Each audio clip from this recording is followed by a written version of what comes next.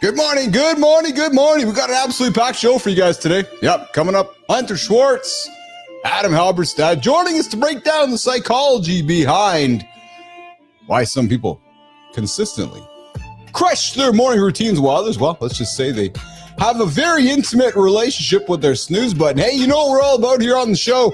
We are the Anti-Snooze Button Show. Mornings in the lab with Keith and friends.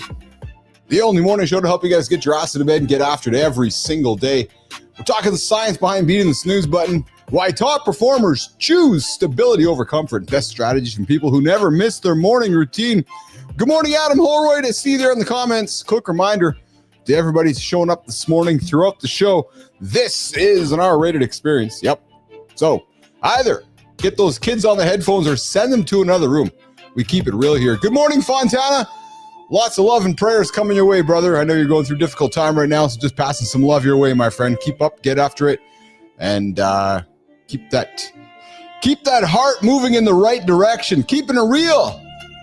And sometimes real needs a parental advisor to all those children coming in, and to those of you guys that are going through tough times, you join this show. We're going to get them positive energy going in the right direction. And hey, if you're finding value in our morning motivation, I invite you to smash that like button, hit subscribe, drop a comment below. We're building the world's most accountable morning community.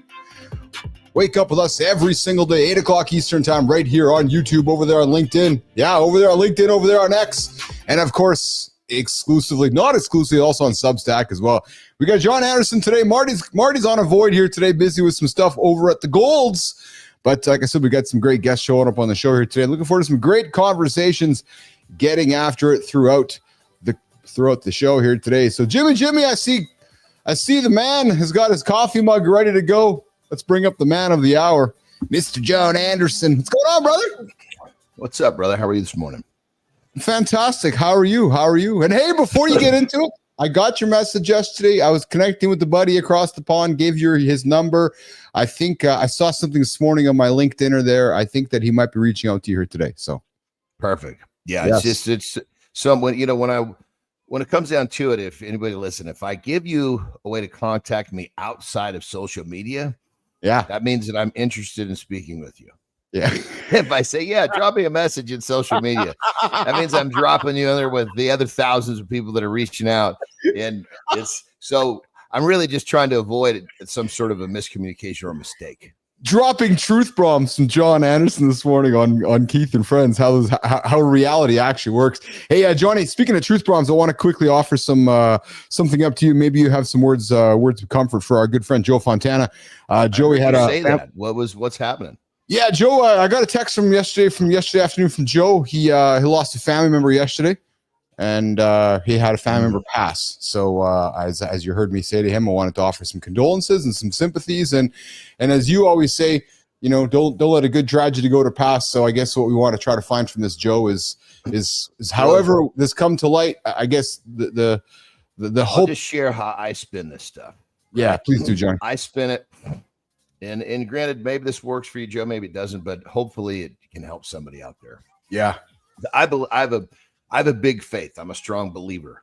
Belief is a skill, as I always say. And I believe that when we die, there's more for us. Whatever that is, that's a different conversation. So when someone's here physically, you only get to be in contact with them when they're physically in front of you. Once they move to the next dimension, you get to be with them all the time. Yeah. I'd say two of my best role models as men are both passed. And hands down, I've had more contact with them since their passing than, and I used to live with one of them. I've had more contact with them since their passing than when they were actually here on this planet physically. It's comforting. It's comforting to hear you say that, because I think it gives somebody just the thought that, just especially with what you said there, that you, because you have to create that awareness for the person that's gone. You have to create that yourself. You have to make that. You have to be intentional with how you're feeling about somebody who's passed, and there's power in that, isn't there? When you have to believe that you can continue the relationship with that person. Yeah. Well, that's like you believe say that. In a fucking higher power, whatever you believe in, because no matter what it is that if you think I'm a nut or not, if you really believe that person's still with you, you're going to hear their voice telling you the things they used to tell you when they were here. You're going to feel, their warmth when you're in that tough spot, just like you did when we were here, but you have to believe. You have to believe. I love that. And I got to be honest with you, man, since I've been hanging out with you, I've been listening to the words of belief is a skill. I never thought about it that way until I started spending time with you on the show. Because there's truth, there's that is unequivocal truth there. I believe that because I believe that the irony in that. That's good though. That's what we're talking about. Yeah, because you can't if you're not it goes back to practice. Like I'll use like yoga. Mm-hmm. If you're not practicing yoga, you're never touching your fucking toes. If you're not practicing touching your toes, you're never touching. If you're not practicing belief, you're never going to believe. Brother, you have to practice gratitude. You have to practice eating. You have to practice everything in your life. And the question is, what the fuck are you practicing? Because if you're practicing a bunch of bad shit, you're going to have a bunch of bad shit in your life. But if you're practicing a bunch of good shit, you're going to have a bunch of good shit in your life. And here's so the thing. Cliche, but so true. So cliche, but so true.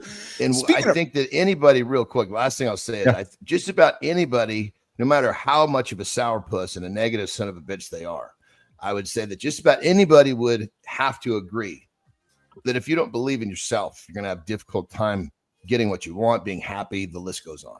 Right. Believing in yourself is fucking difficult because there are more people that convince you that you shouldn't believe in yourself than people try to convince you that you should believe in God or whatever it is that you believe in. So when you practice your belief in other shit, your belief gets stronger. It's easier to believe in yourself. Yeah, you're absolutely right. Good morning, Rufy. I see you there in the comments. Really good to see you there practicing some uncommon kindness here on Mornings in the Lab with Keith and friends.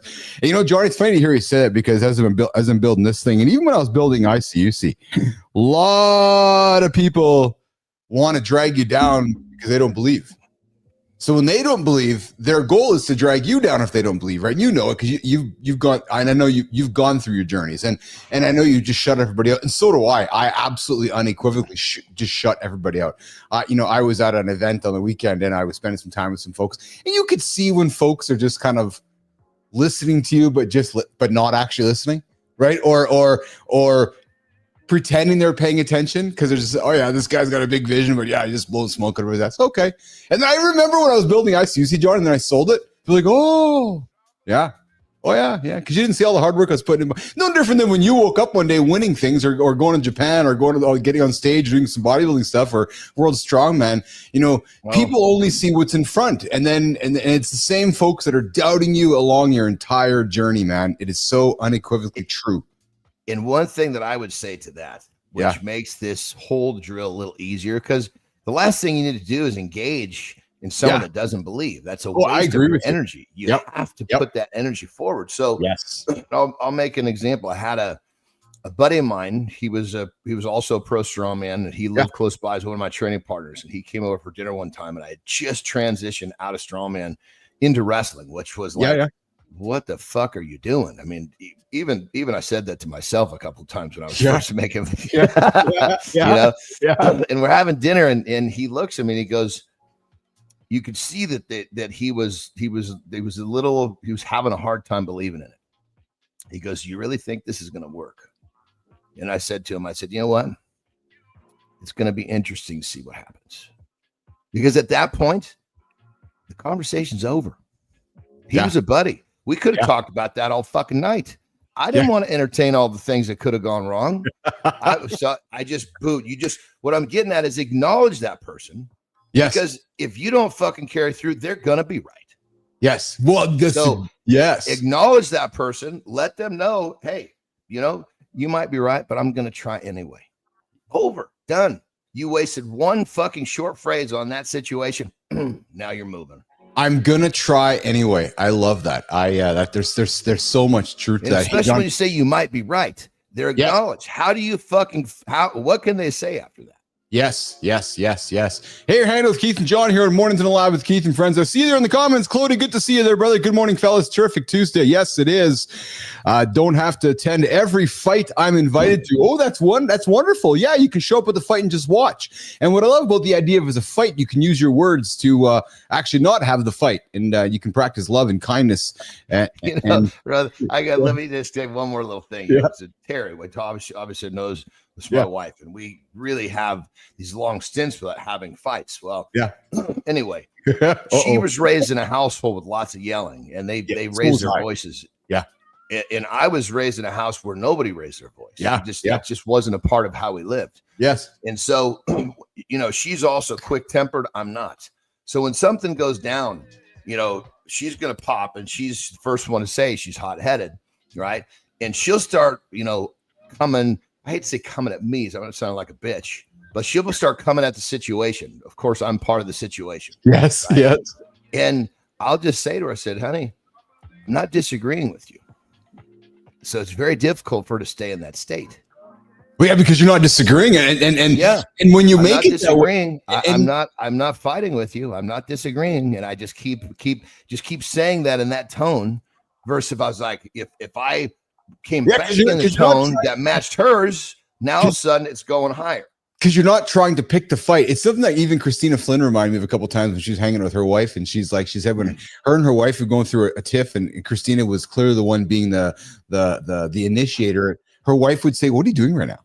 It's like you saying, like, I don't disagree with you. So why are you trying to get argumentative? Because I'm not actually arguing with you right now. Totally. And who just said that a second ago? Was it Lady Drew said you don't have to show up to a fight, or whoever it was? Yeah, it was Clody, Rick Clody. Yeah. Clody, yeah. I mean, you can literally be on the receiving end of somebody trying to fight, but you don't have to participate. Yes. Well, and Clody says the yellers versus the non-yeller families. I'm from the first, wife from the second one. Code word, we're on the same team.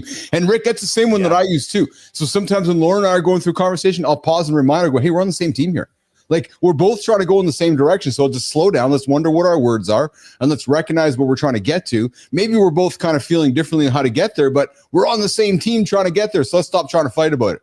Right. So, hey, coming up in a couple moments, we got Hunter Schwartz, the founder of Lowcountry Digital, one-stop shop helping entrepreneurs. Right, Johnny, are we betting on this horse? I was waiting for that. Go from stuck to launched in 90 days. All right, let's bet on the horse. I see Schwartz in the horizontal. I do real not quick. Hold on. You have information I don't. So I want everybody to understand. Dude, you know how long he's been here. No, you know what Jimmy's telling you. Dude, no, fuck you, man. I've never said fuck you before. I know. I love it. Clody, you're hearing the first fight. Because we're betting, dude. We're betting. It's a different set of rules here. You're hearing the first fight between the two hosts, Johnny and Keith, here on the show. Hunter, I see you on the horizontal, but I don't see you on the vertical feed. So Johnny, I don't have that information, so I wouldn't bet on the horse like this. See, I would have said if I had that information, I say I'm not betting on the horse. He already hasn't read the IKEA instructions. So Johnny, he's already gone to IKEA, come home, and he's trying to put together the desk. He's like, fuck, the desk ain't going together. This is good. Now we've got a new set. We've got a new set of bylaws for betting here. You've got to reveal all the information you have, so I've got the same look. I got the two monitors up here so I could see him in the horizontal room and in the vertical room. So I was going to bet on this horse, but after I get the information, I'm going to question. Oh, that's so funny, man. Hey, before we go to the accountability check-in and bring in Hunter, Rick Clody, you're funny, man. I want to drop something really quickly here, John, that's important. 68% of men don't know how to check themselves for testicular cancer. And I wanted to bring this up quickly. So there's I'm going to join that party. I have no idea either. Neither do I. So I do not watch the reality show that I'm referring to. What jumped out at me, and Clody and all the men tuning in right now, heads up, guys. I do not watch this reality show that this jumped out, but what jumped out at me was what happened as a result of it. There's this guy in the reality show, and he was doing a live TV exam, Johnny. And during the TV exam, he found a little lump in his sack. And the lump turned out to be testicular cancer. Why this matters. This isn't just a heartwarming celebrity story. It's a powerful reminder of how our silence around men's health can have life life-threatening consequences. Testicular cancer, Johnny, most common cancer in young men aged 15 to 35. So men, yet studies show that less than half the men in this age group perform regular self-exams. And so we're actually outside the heavy you and group. I are, yeah, you and I are. But I would have never guessed that. What to do? So I'm looking for my notes here. Right. So according to the American Cancer Society, sort of a nut exam here. This is going to be interesting. According to the American Cancer Society, the 5-year survival rate for testicular cancer is now over 95% when caught early, but drops significantly when detected at later stages. A simple self-exam. Here it is, brother. A simple self-exam that takes less than 5 minutes once a month caught could be the difference between a straightforward treatment and a life-threatening situation. There are 2 crucial steps every man should take. First, learn how to perform a proper testicular exam during a monthly habit. Johnny, we talk habits all the time. The best time, guys, is during or after a warm shower when the scrotum is relaxed. And hear me clearly, guys. I'm being very fucking serious right now. Hold each testicle between your thumbs and fingers of both hands and roll them gently, feeling for any hard lumps, smooth rounded bumps, or changes in size, shape, or consistency. And then secondly, guys, normalize the conversations. And you know what, Johnny? Because this is something we add, as a regular discussion point on the show on a monthly basis. So basically, we're grabbing our sack and we're rolling. We're hoping to roll around some nice smooth marbles. Is what we're looking. That's exactly it, guys. So there we go. Did you fuck? Yeah. Did you play? Are your marbles smooth? There's the code word. And as Roofy says, get familiar with your nuts. Yeah, get your partner familiar with your nuts. How do they feel today? And it starts the habit now. So there you go. Either get familiar with your nuts or have your partner familiar with your nuts, and you can avoid the testicular cancer conversation. But guys, I wanted to bring it up because we're not making jokes about it. It's serious. And guys, you're having a shower anyways. So Johnny, habit stack. Have your shower, rub your nuts. Not that difficult. There's so many times that, listen, dudes are always grabbing their stuff. There's so many times you could be doing a quick check. It's nuts. Yeah. There's something about when I lay down for a nap, I don't know what it is. Yes. I always put my hand on my stuff. I don't know. I'm not doing anything with it. I don't know what it is. Oh, dude, my hand's always on my stuff, man. I think it's just a thing. Yeah, it's just a thing. All right, we're coming up to Hunter Schwartz.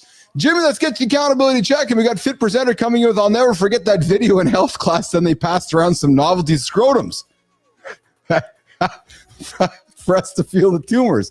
Fit, Mike, I didn't go to that class, Mike. I didn't have the novelty. Hey, Jimmy, bring up Johnny quickly for a second here. Johnny, did you get the novelty scrotums too? No, I was going to say, I must have gone, I was in the wrong class or something. Maybe they didn't have that at the fucking classes that were for the slow kids like I was in. No. You and I got I thought you and I maybe got the novelty vaginas so we can play with, maybe that's what we got.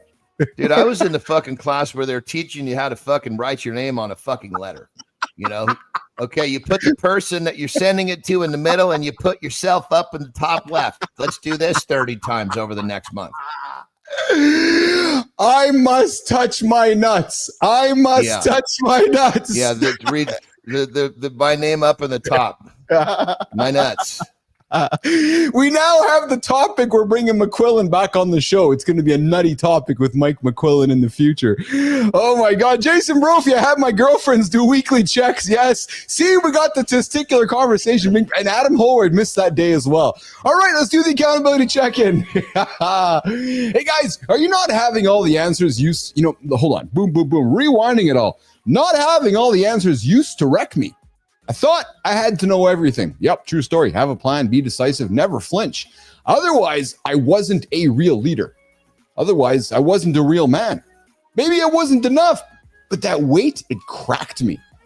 It took me a fucking long time and a few visits to my therapist to realize it's okay not to have it all figured out. True story. Yeah, and here's what I learned since. Not knowing doesn't make you weak. Owning the I don't know is powerful. Guys, I don't know is more powerful than you think. I'd invite you to say it more often. It actually makes you stronger. It shows your vulnerability when you don't even know it. Because real confidence is being open, not certain. Hear that again. Real confidence is being open, not certain. And I'm still figuring that shit out, but I don't see it as failure anymore. I see it as part of the process. So if you're feeling stuck because you don't have all the answers, don't confuse that with not being ready. You're just avoiding the next step because it feels uncomfortable. Hey, rubbing your nuts doesn't feel uncomfortable. You got to do it. Do it anyways. There you go. There's the accountability check-in. Jimmy, have you rubbed your nuts lately? Jimmy, have you rubbed your nuts lately? That's going to be the new slogan on the show. Rubbing nuts. Mornings in the lab with Keith and friends. Jimmy's always rubbing his nuts. He's hanging out with me and Johnny every single day here on the show. All right, guys. We got our first guest coming up. He's the founder of Lowcountry Digital. He's got an expertise in branding, marketing, business development, and the go-to marketing strategy for entrepreneurs and startups. Today, we're joined by Hunter Schwartz, the founder of Lowcountry Digital, a one-stop shop that helps entrepreneurs go from stuck to launchpad in 90 days or less. So we're going to love this one. Whether it's legal structure, branding, or marketing strategy, Hunter's team turns messy ideas into real-world businesses. He's built a reputation, Johnny, for helping everyday people become founders without needing a fancy pedigree or 10 years in the game. We're going to talk about the biggest misconceptions in entrepreneurship, how AI is changing the launch process, and why discipline, not personality, is the real difference maker. Mornings, let's take a quick second to introduce our first guest to the show, Mr. Hunter Schwartz. What's up, Hunter? Fellas, how we doing this morning? Have you rubbed your nuts yet today, brother? Today, not yet, but after we get off this chat, I'm gonna.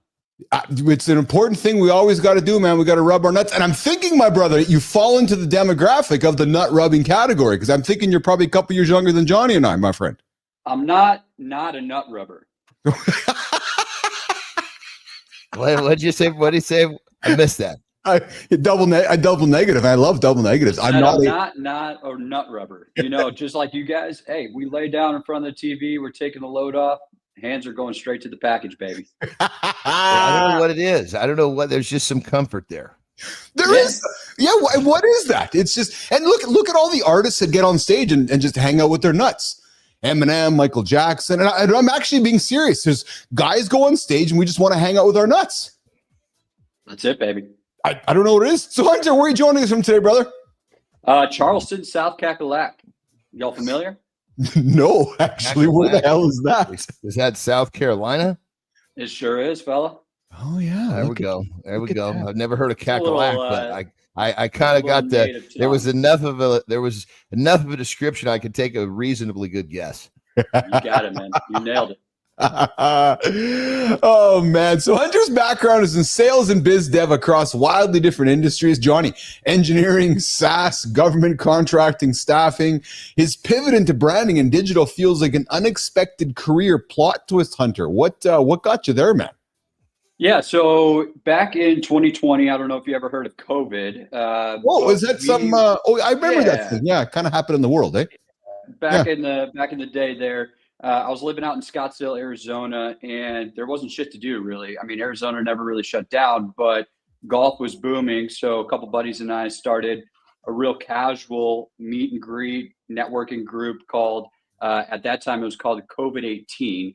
We rebranded before cancel culture could get to us and called it the CGA Tour, the Casual Golfers Association. That grew from 8 guys to 16, and by the end of the first summer, we were hosting tournaments for 40 plus golfers, and it was for the casual golfer that wanted to go out and compete, but also have a couple beers and meet people and have a good time out there. And so that was my first real jump into entrepreneurship, building a brand, doing brand deals, partnerships. We got hooked up and plugged in with Bad Birdie, TaylorMade, True, and True Spec. So our members would pay $50 a quarter, and that would get them 20% off all of our partners. It'd also get them discounts on tee times and then entries into our events. And so by the end of the deal, about 3 years later, we were throwing tournaments for 100 to 150 players with DJs on the course. And wow, that's how I jumped from corporate America into the business world. That's awesome, Hunter. Good for you, brother. Good for you, man. I love that. Hey, Johnny, go ahead, John. Oh, so Johnny, Hunter's approach challenges a huge myth. And I love this, Hunter, that entrepreneurship is a personality game. Now, your whole model is about systems plus accountability equals launch. Hunter, dig into that philosophy with us. Listen, man, pretty much everyone I know or everyone I've met has some sort of an idea for a business, right? Yeah. They just get stuck in the shit, in the minutia of the nuance of getting to market. What do I do? Am I an LLC? Dude. Am I an S corp? And am I a C corp? Oh What are my God, articles dude. of organization? Yeah, I what love all this. do I need on the back end? When in Dude, reality, I dude, just say one thing right there. I just say, listen, tell people, look, stop getting lost in the details that don't matter right now. My Correct. first bit, hell, I never even got a fucking business license until one of my business was fucking, never got a license until it was profitable. Okay, Yep. now I need to make sure that I'm, the first company I ever sold, it was illegal, 100% the whole first year. It wasn't until year Amazing. 2 I even had insurance. Yep. And that's it, dude. Like our purpose is we turn big ideas into real businesses in 90 days or less. Yes. Really, we help people get out of their own way and understand we just got to get our shit together and start selling, and then get the feedback from the marketplace and see what's going on out there. So everything from helping you figure out, let's get the business formed, let's get it started. And then we also do logo design, web design, marketing, advertising, anything you need. We're a one-stop shop, really. And so our clients come to us, we get them launched in 90 days. And then more often than not, they'll keep us on as a fractional marketer or CMO. So Hunter, you say that businesses can launch in 90 days. Mm-hmm. What's the one secret sauce ingredient that guarantees me as a business owner, you're getting me started in less than 90 days? What do you do? Accountability, dude. Accountability. Lean right? into that, pal. Lean into that. If you do what I tell you to do, we will get your business launched in 90 days, right? Like I've done this over and over for the last 5 years, and it's a system at this point, right? Like it is not about, like you said, the personality side of things. It's about, do you have the gumption to get up every day and move the needle, right? And that's what I believe in wholeheartedly. And as entrepreneurs, we're not moving the needle. We are the fucking needle. If I don't do my shit each and every day, the business isn't going to move forward. And I can tell you what to do, right? Like, and I can give you the prescription. I can give you the step-by-step, things that are going to get you to the next level. But if you're not going to get up and do them, it's on you, man. Like, and that's part of our agreement as we start. I'm going to tell you, everything that you need to know. And if you could do it, great. We're going to get there in 90 days. But if you're not going to do it, that's on you at the end of the day. Oh, yeah. So I would say, I so agree with what you're saying, brother. But I think as a whole in our society now, we don't really have an information issue. We have an application issue. And so obviously people are coming to you. They probably know a lot of what needs to go on, but they need you 100%. To say, okay, this is the fucking hierarchy, the totem pole of importance. Correct. So you align everything for them. You tell them what they got to do. Let's just say they make it through the 90 days. My question is, do they actually have the backbone to carry out the application to become successful? What's the rate of success once they get outside that 90 days? Because you've got their model in place, but then they still have to carry through. I guess, as we know, running at that pace for 90 days is doable for a lot of people, but to continue at that pace, that's where people lose their wind and they just fucking fold up in like a goddamn chair. Yeah, good question. Yeah, so to answer your question, we see about an 80% clip of success after 90 days, right? Of staying in business for longer than 1 year, which is way above what the quote industry standard is of success rate in business. Oh yeah. And I think part of that is our clients keep us on for not just the marketing and advertising, business development, but also the strategy, the continued accountability, showing up each week. And, because we meet with our clients Mondays and Fridays, and, they can holler at us and hit us up throughout the week. But Mondays, we set the tone. Friday, we wrap it up, right? And then we get into our goals for the next week. And we want to make sure that, again, each and every day we're moving the needle. And then each and every week we're getting ever so close to those goals. And I don't know if you guys have ever read Traction by Gino Wickman, but like that book changed my life, and it's a prerequisite for all of my clients, right? You got to read that book, and you got to understand that we're working together, like you guys were kind of talking about with your marriage, with your wives, and we have a shared goal here. We're going forward together. Let's understand that even though that there is some friction sometimes, that we're going to find the result, and that we have the strategies in place to get there. So Hanging out with basically, the people that don't succeed, they're just the ones that quit. And there's nothing Correct. that anybody You're not going to can help succeed that at person anything, out. really. Yeah, that's And that person maybe right not there will at anything, he'll- but yeah. Yeah, that person right there, he's going to want back. He's going to wind up where he started, no matter what he starts, because he's created a habit of quitting. Correct. And maybe they just kind of belong in corporate America, right? And maybe they're more of an entrepreneur than an entrepreneur. But at the end of the day, the majority of businesses that start are someone solving a problem for themselves. And they're like, oh, shit, there's hundreds of other people out there that have this same problem. Let's see if I can charge them to fix it for them. Yep. Hanging out with Keith and John, Mornings and Live with Keith and Friends with our guest Hunter Schwartz, dropping nuggets on how to start a business in less than 90 days. Johnny, this guy's just dropping nugget after nugget every minute in the show here so far.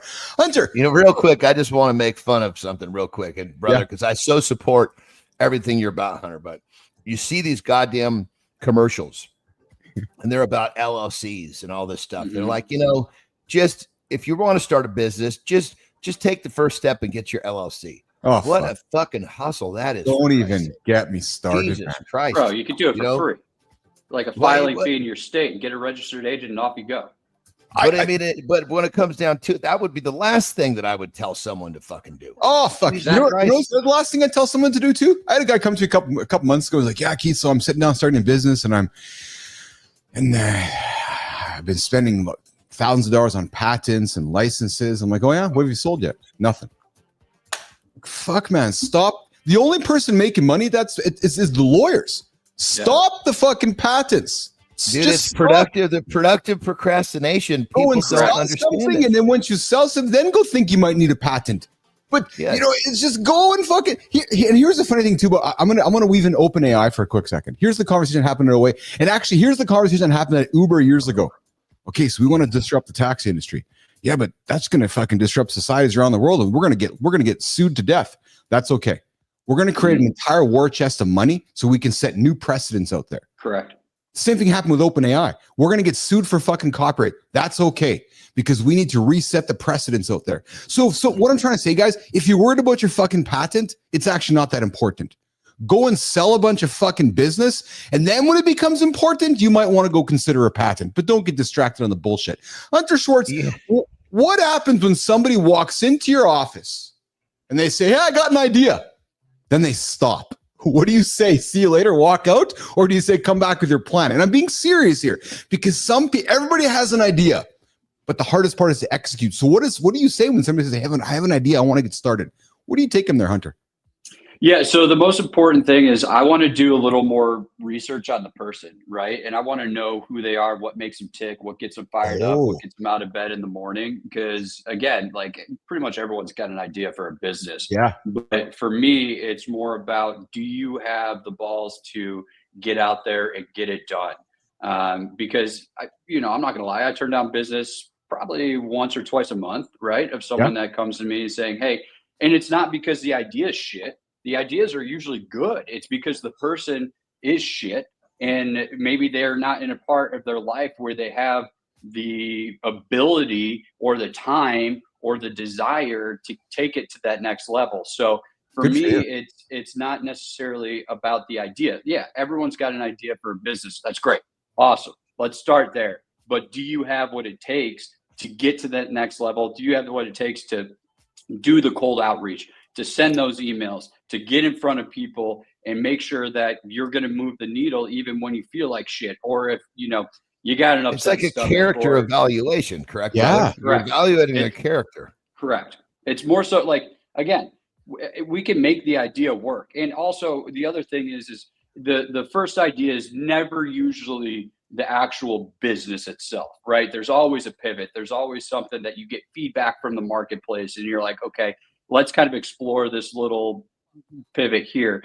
But for me, it's more about the person and about their inner abilities and their innate talents and their willingness to do the hard shit, even when they feel like shit. That matters most to me. Dude, I love your philosophy. It sounds very similar with Johnny when Johnny talks to clients because he knows pretty quickly whether somebody's got the chutzpah to get through it or not, right? And it's the perfect word for it. Well, and the thing about it is that you sometimes will make poor judgments, because sometimes people are really fucking good at putting on that face. But then when it comes time to actually pulling of the trigger or actually making payment, all of a sudden now it's like, well, wait a minute. If you've got your shit together like this, why is it that you can't come up with some sort of even if it's a small deposit to hold your spot to get started? Or why is it that when it's your toes on the line and it's time to start, you start to stutter? I have success with people that take action, not people that fucking that default on the fucking starting line. Yep. 100%. Hanging out with Hunter Schwartz, the founder of Lowcountry Digital, one-stop shop helping entrepreneurs go from stuck to launchpad in 90 days or less. Hunter, how do you define a real business? So what separates somebody who has a hobby from a company in your eyes? What's the difference? That's a great question. A business is something that has a product or service that people are actually selling and the marketplace is actually willing to buy. A hobby is something that you can go out there, you could trade goods and services more often than not. You could do, a like for like, but a business, you have to be willing to actually sell to strangers and not to your network. Hobbies are great. I think side hustles are great. They're a great starting point, but if you want to make it into a real scalable business and have an exit, which I think is the majority of people's goals, right? Like you want to get to a point where there's a value placed on the business and a multiple that you can not necessarily change your life, but you can make a lot of things easier. That's a business. A hobby is just something you're doing. Yeah. Yeah, I did that once. Yeah. Yeah. I built a company and sold it for a couple of dollars. That's awesome. Come on, Johnny. Don't fuck. I'm going to make you suck your own dick this time. I'm tired of this shit. Yeah, for $50 million, Hunter. Thank you. He does this all the time, dude. I sold a company for a few dollars. No one I'm going to come to his rescue. I'm done with that shit. Suck your own dick from now on. Johnny, I had to set that one up on purpose, brother. Yeah. Hunter, what's the most common thing people get wrong about launching a business? And we talked about all the details before, but let's move away from that because I'm thinking there's even something else that people get wrong. So moving from hobby to business. Real quick, Hunter, if you could look at the vertical screen, brother, because you're barely in it. You're looking at the horizontal and we can barely see you in the vertical. We're seeing there we are. Yeah, thanks, Johnny. Brother. Thank you. Thanks, Johnny. So Hunter, everybody wants to hear all you're dropping nuggets, but they want to see more than your left ear when you're telling us all this good shit. Got a face for radio, baby. Yeah. And Hunter, that's right. Rick Cody comes in with a great comment here. Hunter, the difference between amateurs and pros is that pros get paid, right? I think that's what you're saying is being the hobby and business, right? So, but Hunter, let me just say one thing right there real quick. For that person that's like kind of, they want to find their side hustle. And of course, I always say, look, make sure you fucking like it because you're not trying to create another job for yourself you don't fucking like. Yeah. Start off like I love how our man explained this because you're going to start off as a hobby, right? It's you're going to end up having people around you support you and your friends are going to buy. Let that not be all the time. Well, it's very true, but in many cases, like you described, it's going to be people in your network, let's call it, right? People that know you, right? Let that be that momentum you need to get out into the world. Don't realize that is very much a part of the process. To really turn it into a thriving business, it's going to be more than your network. It's going to go out to the fucking world and realize that that's an opportunity for you to pick up momentum as you get ready to make that transition. Correct. We got Lady Drew coming in with just Johnny playing off your comment earlier, and I want to acknowledge our paying members of the Mornings in the Lab community. Guys, listen, we got three tiers: $2, $10, and $20. Daily adding value to our Mornings in the Lab community here. But Lady Drew comes in, Johnny. It depends on the size of the dick if it's worth sucking. Just reading the comments out there, my brother. Hunter, you have a new TikTok. Well, I'm done sucking yours, so what does that say? Oh, fuck, man. It's casual, baby. Hunter's like, did I get myself into a middle of a domestic dispute? Hunter, tell us about this new TikTok shop venture. What are you building? And Hunter, why now? Well, because it's so new and so many companies have the ability to be first to market with it. So TikTok has the goal and the aim to outpace Amazon within the next 3 to 5 years, which No seems shit. pretty I've crazy. heard Yeah. about this, but yeah, give me some details, brother. Yeah, I wanna hear this.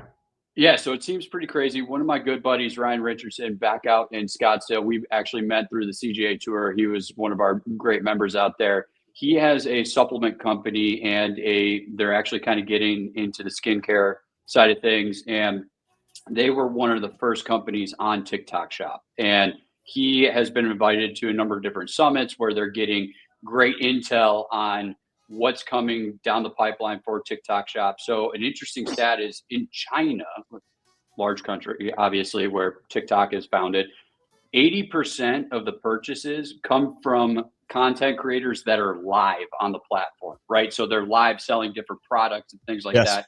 So TikTok has a huge emphasis on trying to convert that over here in the States, where right now it's about 20% of purchases come from live content creators versus, doing affiliate recordings and producing content that way. So my buddy's company is doing about 600K a month in sales, which is insane, obviously. It's a family business that he's taken over and really moonshotted. And so, last year I think they did 5.5 million in revenue, and this year they're on pace to do well over 12 across all channels. So, props to him. He's seen the vision there. He's really streamlined a lot of their internal processes. But one of the things that he's really pushed is the TikTok Shop, and he has countless people coming to him saying, hey, consult with my business, help me get launched, because there's so much shit that goes into creating not just a profitable TikTok shop, but also the actual setting up of your shop itself, right? So they have so many stringent and strict policies that you have to make sure you're going from A to B to C. And then they've also gamified it, where at each level of the game, you're unlocking new abilities to access certain content creators, to access certain AI technologies and things like that. So what we're doing is for e-commerce brands is really simplifying. We've created a playbook and we take them from zero to launch, creating then also all their scripts for content creators, doing their outreach, getting more UGC involved for them, and then making sure that all the SKUs and everything are online so that they can adhere to all the strict policies for TikTok Shop. So it's been interesting. We launched it about a month and a half ago. We're already at 3 clients, and it's a beauty for us because we get paid on a retainer and then also revenue share on the back end too. So we're incentivized to help them get launched and be successful. So they're selling all sorts of shit there. If we're talking about Amazon, everything, it's like basically. This thing is going like as wide as can be. This is not just t-shirts and shit anymore.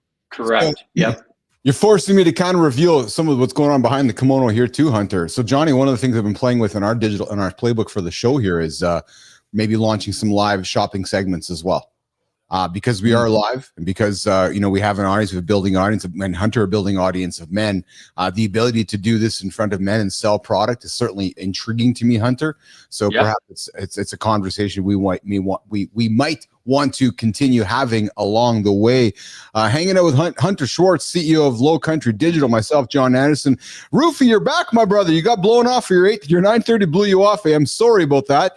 There's that just certainly happens from time to time. And Roofy's coming in, Hunter, with yes, Hunter, live is the future. I just made my first TikTok Shop purchase last week. I see more in the future. Great model you're building. And good morning, Bernard. I see you there in the comments, my brother. Good to have you on the show. I know you can't stick around very long today. Hunter, we're gonna work towards wrapping up with some quick rapid fires with you. Then John's got to get out of here for a quick a break after his lifestyle. You cut me. Normally, you give me something earlier, brother. I'm wiggling here. I know. So why don't we do this? You want to do a quick you want to do your list, Hunter? You got a couple minutes to stick around with us? Let's send it, dude. Awesome. Okay, so here's what we're gonna do, Johnny. We're gonna do a lifestyle tip with you, and then we're gonna come back with Hunter and wrap up before we bring AJ in. How does that sound, Jimmy? Let's do that. Let's bring in. Let's do a lifestyle tip with John Andersen.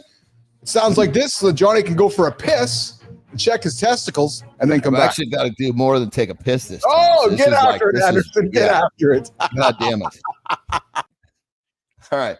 This is a lifestyle tip when I got to go take a dump. So this will be an interesting one. Here's the deal. Someday, it's not in the goddamn calendar, Stop with that shit. Today is on the calendar. If you want something done, don't think like an average man. An average man says later. An average man says tomorrow. An average man says I'm fine, which means he's not working towards greatness. You got to really, really break this shit down and understand how you're thinking. Because if you say you don't have time, you say you're too busy, you are programmed like an average man. The average man's busy doing a bunch of shit that doesn't help his life improve. And because he feels like he's busy, he's going to be there for the rest of his life. And when it comes right down to it, for many of you, you could literally just sidestep this and say, you know what? I didn't even know I was doing this shit. That's the first step right there.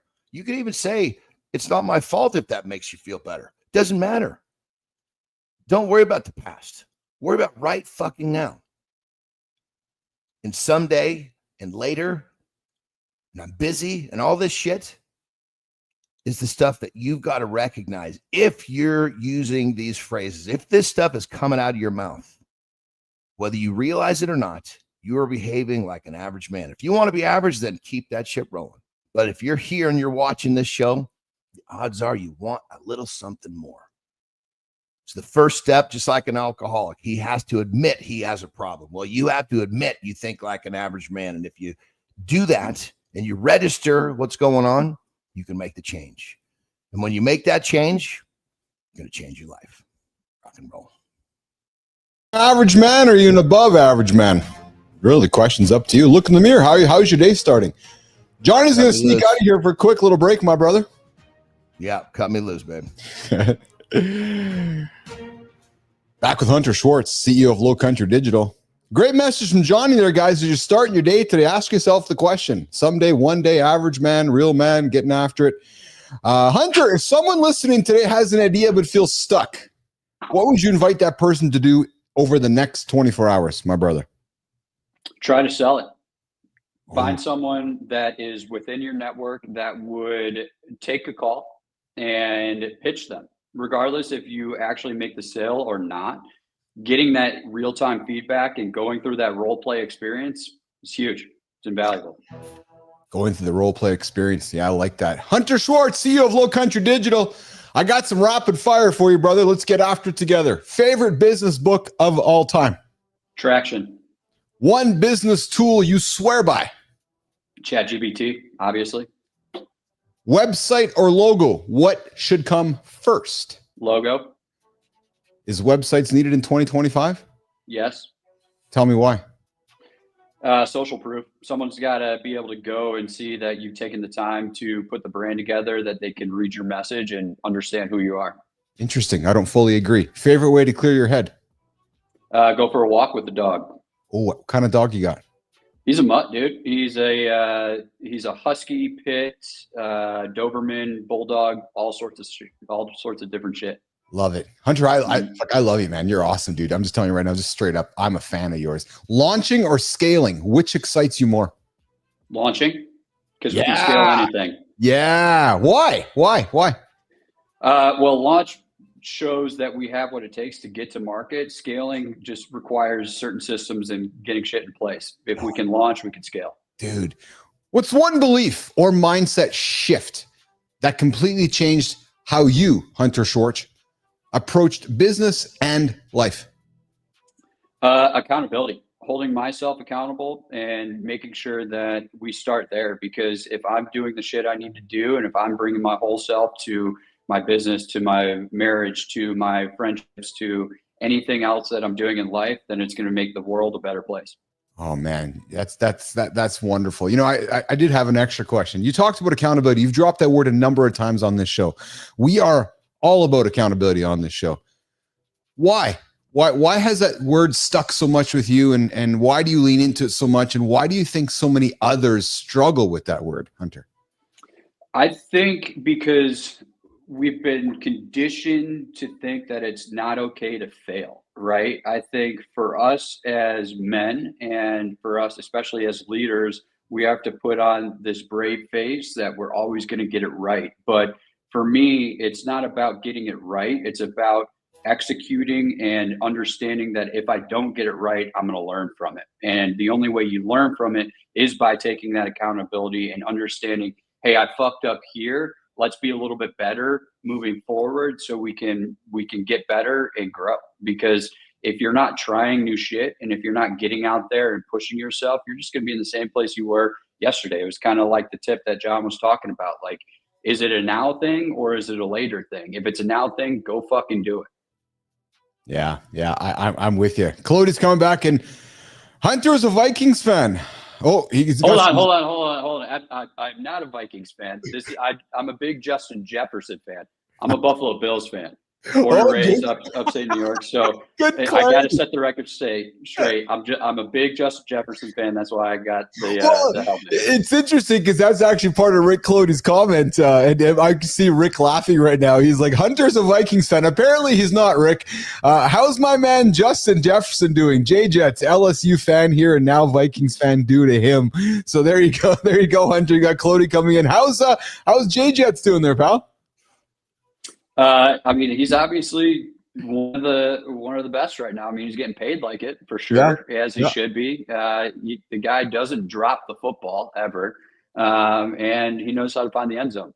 And for all accounts and purposes, it seems like he works hard and is a good teammate. So in my mind, that's why he's a great player, and that's why I rep his shit. Yeah, and then Rick Clody comes in offer on your comment here, Hunter. Ding, ding, ding. We are conditioned about failure. Embracing it is genius. And, we talk about it all the time here on the show, myself and Johnny Hunter, that people are afraid of failure because they can't wrap their head around of what happens if they have success. Correct. Because automatically we go to that we're going to fail at this. Well, no, but what happens if you actually have success with it, right? Yep. Do you have that conversation with folks coming to your office, Hunter, about starting a business?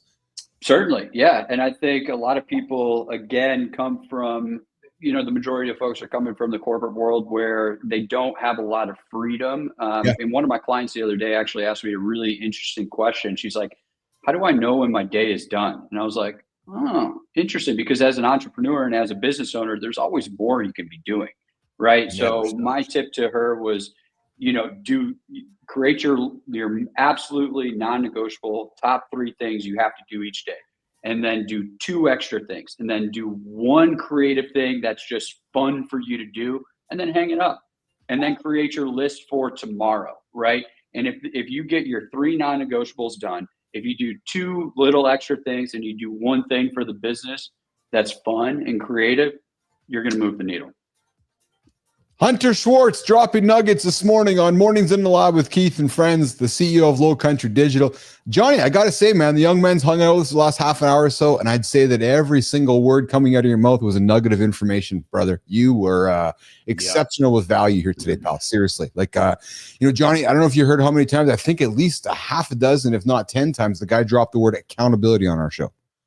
I know it's a word important to you. It's a word important to me. Habits, accountability, intention. Hunter, it's these words that many humans are afraid of. And I love that you lean into them. And I love that you're like, yeah, if you want to start your business with me, I want to learn about you as a human being. What I love about that, John, is that he's just not taking anybody's money. Just like you're like, no, if you want to do this, you're doing it my way because I have success. It is not just I'm here to take your cash. I love that about you, Schwartz, because you're setting the principles up right from the beginning. How can folks find you, connect with you, work with you at Lowcountry Digital? Hunter. Yeah, so you can follow me on Instagram at Hunter Schwartz, and that's HUNNER, because growing up, anytime my mom used the T in my name, I knew I was in trouble, and that's transferred to my wife now. And so, just Hunter Schwartz. But you can find our website, lowcountry.ai, and then also kineticlabs.io. But would love to chat with people. I love talking business. Doesn't matter if we're going to work together or not, but there's probably going to be a synergy there and some things that we can learn from each other. So hit me up. Let's chat. And I love what you guys are doing here. Awesome. I appreciate it. Hunter, before you go, we got Mike McQuillan jumping in with the closing comment. Business is the opposite of NASA. And Mike, I'm with you, man. Failure is the only option. Yes, that's exactly how NASA operates. Hunter, I appreciate you, man. I believe I dropped an email in your inbox. Would love to grab coffee with you later today. If that doesn't work, let's grab some different time. But would love to grab some further coffee to learn more about you and the business and share more with what's happening here at Mornings in the Lab with Keith and Friends. That work for you? Yeah, it works for me. Appreciate you having me on, fellas. And as I always say, take her easy. And if she's easy, take her twice. Oh, there you go. Mercy. There you go. And Hunter, let's leave like the same way that we started. Men, don't forget to rub your nuts today, because testicular cancer is out there and not enough of us men are having the conversation. And Hunter, as our first guest today, was kind enough to play with us, Johnny, with the conversation about nut touching. So guys, check your nuts, do a little roll of the marbles and make sure there's no Hunter, for the record, I don't use the phrase play with me or play with us. That's Keith. All good, bro. All good. Hunter Schwartz, Jimmy, let's get the guy out of here. We're going to connect with Hunter later today. We got AJ Eglin joining us in a couple of minutes. Johnny, he's running a little bit, couple minutes behind. He just sent me a text there, Jimmy, so he's going to join us here in a second. Hunter's out of here. We got Rick Colodi joining us. There's no failure, only feedback. That is absolutely the case. That's how it works in the world. You got me till 20 today, brother. Beautiful. I love that. Dude, Hunter's dropping nuggets, man, left and right on the show here. He was dropping and I love that we leaned into, and you both leaned into this idea of how many folks come to you with saying, okay, I want to start a business and I got to get this done and that done. I got to get my LLC done. And I love the fact that you ripped the hole in people selling LLC bullshit, because that is a fucking scam, man. Well, I mean, the thing about it is it's the way that they present it is a scam. I know. Once you have a reason to have it, it's a great tool. Yes. But it's like, fuck, man. It's like, don't go fucking buy the wheels for the truck you haven't fucking bought yet. Yeah. Right.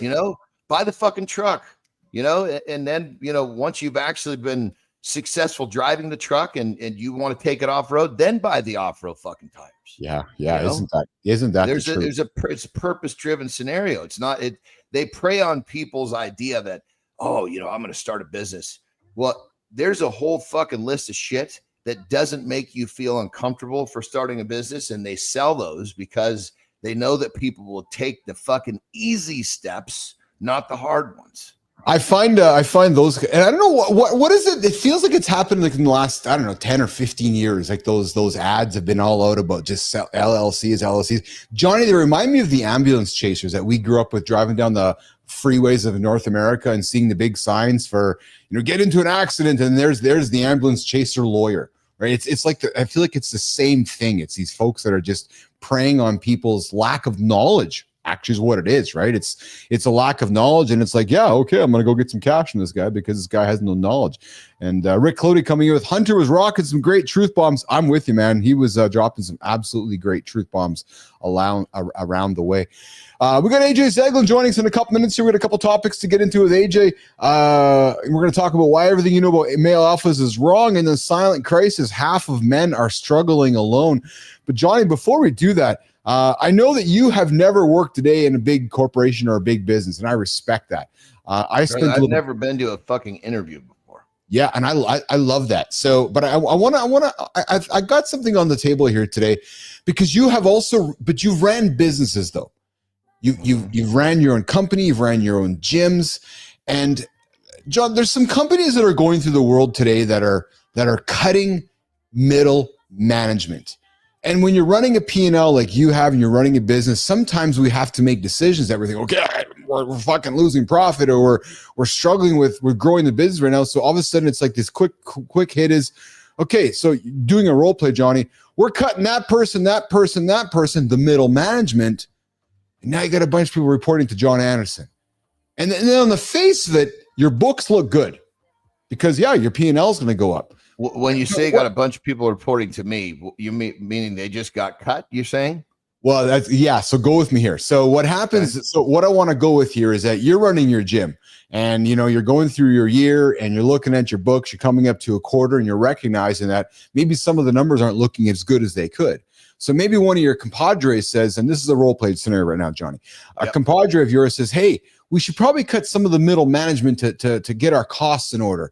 We're going to keep the workers in place, but we're going to cut the middle management. And you as the CEO are going, yeah, let's do that because I know it's going to improve our P&L.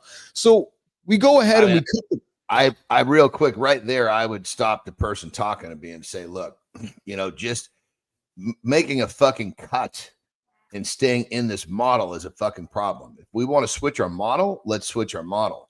But let's not just fucking, cut a fucking boa constrictor loose on this one and expect that's going to fix the problem. I love you, man, for going here. Perfect. Fuck, you didn't even know this. This is perfect. Jesus Christ. I mean, what the fuck is like that? That is like the fucking biggest scarcity mindset fucking move on the planet. Often what happens though, because I've been in these companies, the quick decision is cut middle management. So again, in your scenario of running a gym, okay, so you got John and Terry, the CEOs of the company. You have a bunch of executives running running your team on the floor. So then you're like, okay, let's go and cut the executives. But then all of a sudden, the team on the floor need to report to somebody. So now John, who's trying to be the CEO, is now dealing with little Joey, who's cleaning the floor in the gym. Terry's dealing with little Susie, who's dealing with the stuff in the gym. It's a slow death. It's exactly a slow death, because what's happened is in the short term, yes, you've improved your P&L. True story. The next quarter, bingo, you've cut. Thank you, Matt.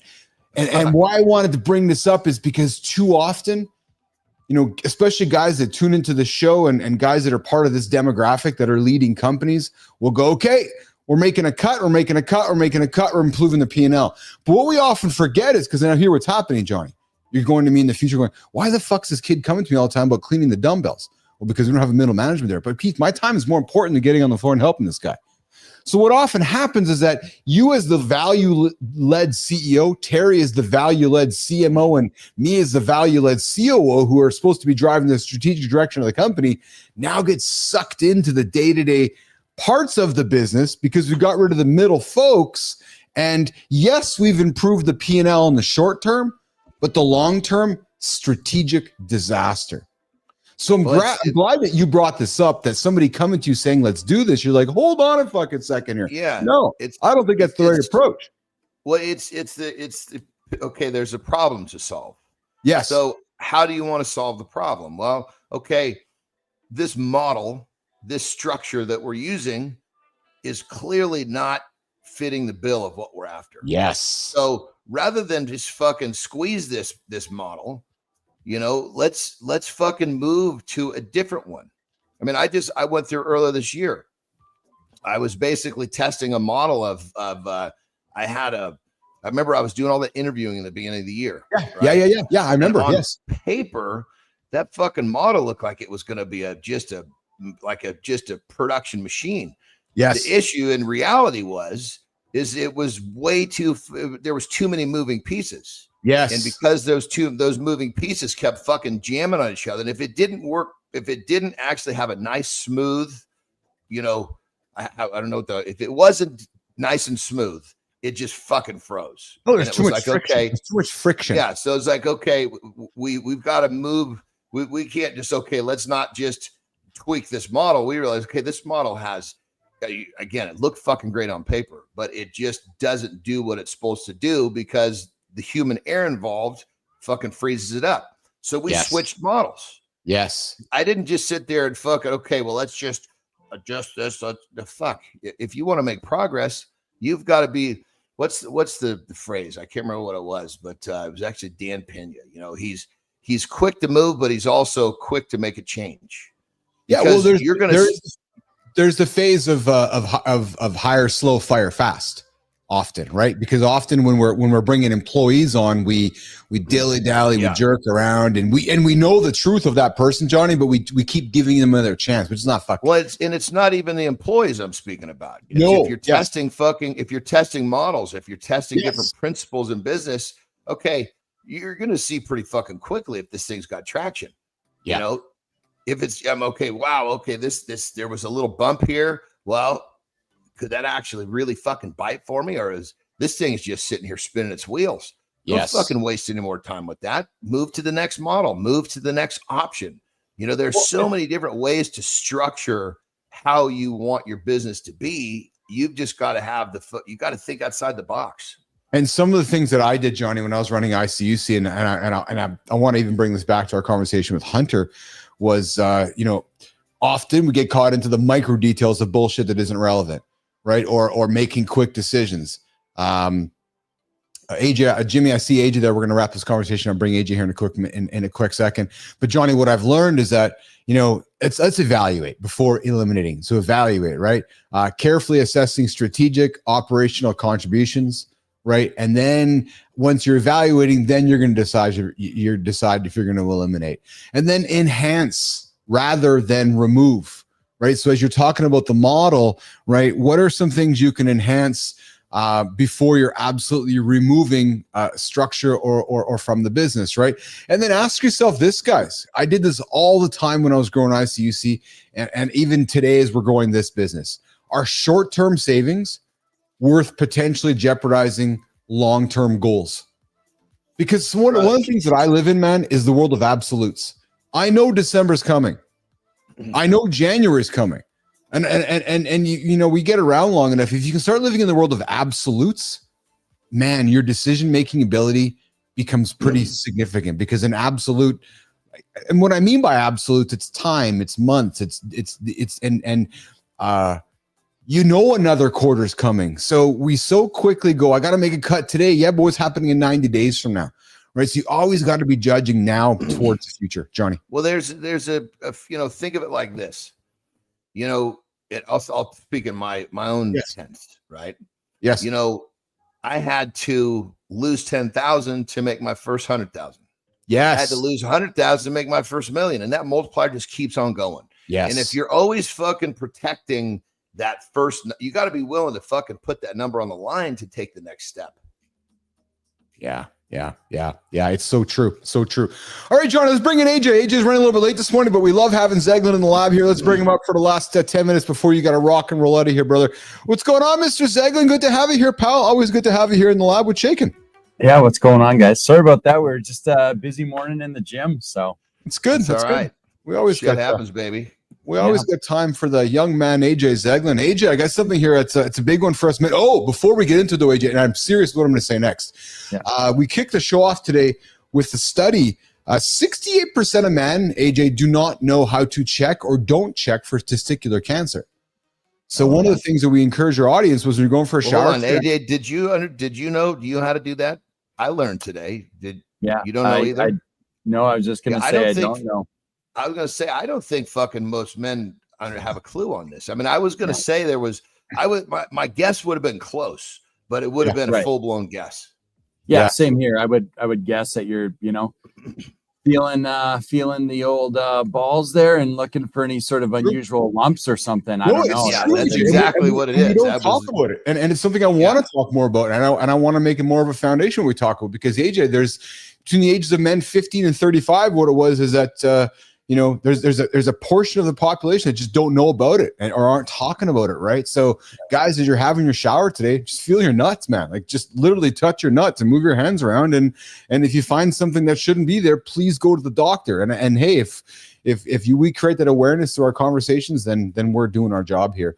But guys, something else I want to get into, and this is a common topic in the world right now, but not a but. I want to keep having it on the show. AJ, the silent crisis. Why half of all men are struggling alone. Gentlemen, what if I told you that right now, as you're listening to this, 1 in 2 men around you is struggling with something they can't talk about? Guys, a groundbreaking new study from the Canadian Men's Health having difficulty talking about. Yeah, a groundbreaking new study, AJ and Johnny, from the Canadian Men's Health Foundation has just revealed a mental health crisis that's been hiding in plain sight. We're going to dive into all men lack sufficient social support networks, AJ, and why this matters more than you think along the way. And this isn't just about feeling lonely. Guys, the research directly impacts abilities to perform under pressure, make clear decisions, maintain mental resilience. You need to crush goals. Let's break down what the study actually found. AJ, the study found data showing that stress and depression risk are increasingly dramatically high for Canadian men. I'm going to throw Canadian American men. Here's the kicker. And AJ, I'm going to look at you with this one, brother, because of what you do for a living. 1 in 2 men lack sufficient social support networks. Are you surprised by it? No. Unfortunately, I'm not surprised by it, just because I see a lot of it. Even outside my practice, I just see a lot of it in general, right? Throughout day-to-day life. And you can see how you can get there though too. Like, being a man and being a dad and being a business owner and also working another job and doing all these things, you can see how your social circle just kind of dissipates, or your social support system, right? I won't even lie to you guys. Like, one of the reasons, there's a list of reasons why I love coming on this show. One of the reasons why I love coming on this show twice a week to talk to you guys is because this has become part of my circle. We talk about all sorts of stuff. I'm able to come be vulnerable and talk about stuff. This has become a place for me to do that. And you guys have become like great friends in the way that I know I can come and talk to you guys about anything, and that you're going to prompt us into these discussions on this stuff that I maybe wouldn't have the opportunity to talk to the other 5 days of the week, right? Yes. Well, look at the testicular cancer conversation just right off the bat there, right? Think about it, right? Like, there's men right now, like Johnny, you and I, before the show, you and I weren't even thinking about it, but now, like, okay, when I go for a shower today, I'm going to feel my nuts, and so are you, John, right? So just think about it that way, right? But what struck me with this, AJ, and why I love what you're doing for a profession now, AJ, as you continue your journey in life from strength and conditioning to mental performance. Like, this is crazy, guys. I got to take the glasses off for this one. But you look at, like, out of the 3 men right now, like, actually 1.5 of us are going through life without a support network. And that's fucked. Like, if you think about it, if you put Keith, AJ, Rick, Clody, and John in a room right now, 2 of us are looking around like this. Like, that's really unfortunate, AJ. Yet we look at our females out there, they're all in groups and loving and having fun and getting together and growing together. But us men are fucking lost, Johnny. Well, but I mean, here, it sucked. So I don't want to sound like I'm not feeling. Yes. But at the same time, fellas, have some fucking nuts to reach out. I have 3 buddies. Thank you. 3 buddies. And I mean, I could probably say 5, but 3 would be the one. And I would say one of the 3 is like he's kind of like the star on top of the Christmas tree. I could send a text and say, I need to talk. And he understands that he needs to fucking find some time for us to get on the phone quick. Yeah. Because who knows what I'm going to fucking talk about. Sometimes he can fucking tell I need to talk before I even know I need to talk. And we don't even communicate that much because we know how it is. We get busy. It's like, Jesus Christ, so what I'm getting at is Jesus, this is like one of these things where you're allowing for this to happen. If you don't know it's happening, I get it. But if you're one of these people who says, yes, that's me, I'm a victim to this, you're allowing yourself to be a victim, because you start reaching out to people, 9 times out of 10, you're going to be pretty surprised that people will actually come to your rescue, so to speak. You got to have the fucking nuts to do it. John, you are absolutely correct. I do believe, though, that has been the reason we're having success with this show, is because we're creating a platform and giving permission for men to consider what we're talking about, right? Like AJ said, okay, I have a place now a couple times a week to go have conversations that I know are going to be safe, going to be comfortable, and it's going to make me feel strong, right? And this research isn't exposing a weakness in men. I don't think it is at all. What I'm trying to do, I know you, John, and you, AJ, is just reminding all of us and creating awareness that to be strong is to reach out. It's really what it is. To be strong is to reach out and say, yeah, I'm reaching out. AJ, I need to talk to you, brother. I need to talk. A strong man is not afraid of fucking being vulnerable. Bingo. A weak man is afraid of that shit. Yes. So that's the paradigm we're trying to change here. I've got a fucking problem, and I need to fucking I need to spill my fucking emotions. I need to spill my guts. I need this. I need that. Yes. Is that weak? No. Yes. Only the weak motherfuckers are going to toss a turd at you because they don't have the balls to do it. Yeah. Yeah. Well, I don't disagree with that. AJ, thoughts on that? Yeah, no, absolutely. I think, it just takes a courage, right? A little bit of courage to reach out. Once you do it, and it's like anything, usually once you do it and you realize the benefit of it, you're more likely to do it again. Right. And then also too, I would also say, from the flip side of that too, when we're helping out, like, never underestimate how little it takes sometimes to help out someone else around you too, right? If like, yes, it can be something as easy as a lot of the crazy thing is like a lot of guys don't need much, right? Even if they're feeling down, if you're talking and someone just gives you a little bit of genuine encouragement, or is just like, maybe you're struggling, maybe you're overwhelmed or whatever, and someone's like, hey man, geez, you seem like you're really busy, man. Like, you're like, good job for you for holding all that stuff down. That little comment might be enough for that guy to keep going for another fucking 6 months or a year. It's amazing too how well men can hang on to if they received one genuine piece of encouragement or one genuine compliment from someone they respected or from a friend, or one genuine aspect of support in some type of way. Well, you'll hang on to that forever. So don't underestimate the power that you have to make a change in someone's life. And if you see someone doing something good, fucking let them know. If you have a friend that you're proud of him or you think he's doing a great job, let him know. If you have a friend that you think maybe needs to talk, like John said, and hasn't said it, you can also help by initiating that conversation or letting them know that you're there if they need to, right? And man, I got stuff that I've hung on to that, I've had a coach that told me something, 25 years ago that I could remember it, that it like helps anchor me. You know what I mean? And I have something that my dad told me, like, again, almost 30 years ago in the conversation. And that one thing that he told me is like so fresh in my mind on a daily basis that whenever I'm in a tough spot, that, that comes to the forefront and still helps me out. So just never underestimate the difference a little bit of genuine encouragement can make. And we all have the power to give that to the people around us. That's it. Keith, John, and AJ, morning to the line with Keith and friends. Johnny's got a rock and roll. Johnny, what do you got going on here today, brother?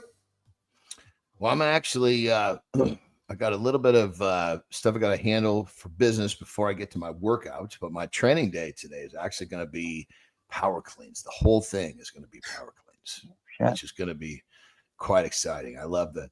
It's a lot of times I'll weave them into my workouts, but this time, the whole thing is just that one movement. That really speaks to my simplicity. I love to keep things simple. So yeah, to me, it just looks so sweet. What I love about that is that, again, often many of us overcomplicate workouts and things. And AJ, as I keep hanging out with John, he'll often just say, yeah, I'm doing this or I'm doing this. And yesterday we talked about, 3 minutes a day can get shit done. And man, I love these learning things because he's like, yeah, I'm doing power cleans. How long are you doing for, Johnny? 20 minutes, 30 minutes? Like, how long will you do them for? Once I'm warm, I'm going to do 10 sets of 10. Okay. So that's a pretty fucking ball buster. It is a ball buster, man. That hits your whole body too, doesn't it? Oh yeah. But realistically, what it comes down to is my hands, because my hands will probably this just below this pad. As soon as I break the skin, that'll probably be the end of it. But usually I can finish.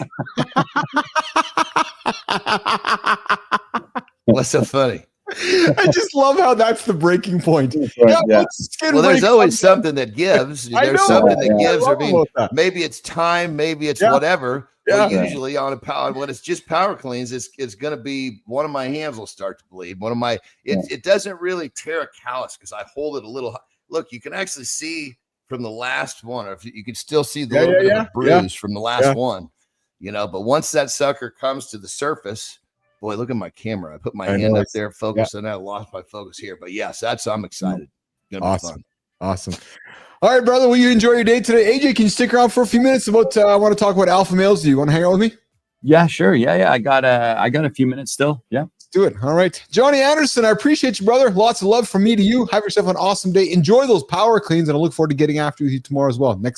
In less than 24 hours right here on the Mornings in the Lab with Keith and friends, 8 o'clock Eastern time. Myself, John Andersen, C. Marty Fed, AJ Eglin, the whole gang right here over on YouTube, LinkedIn, and X. Take care, brother. Appreciate you, man. Have a good loop, guys. All right, John. John is going to get out of here, and AJ and I are going to keep going here for a few minutes on Mornings in the Lab with Keith and friends. AJ, why everything you know about alpha males is wrong? You and I, society has grown up with this whole common understanding that alpha males are dominant, aggressive, physically powerful men who lead through intimidation and control. But AJ, it's largely a myth that's continuing to be debunked by modern science and ethology. And I found this was quite fascinating, especially leaning into what we talked about originally with you, me, and Johnny around how there's this silent crisis with men. And if I go to redefining the alpha male, AJ, the alpha male in 2025 is very much redefined as one who can combine confidence with empathy and protectiveness. Right? Not so much being admired for their brute strength, but more for their ability to connect with and support others.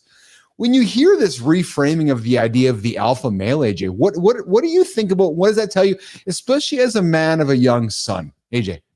Yeah, I mean, I'm all for it. I think, like, personally, in my own definition, it always combined those factors, right? Yes.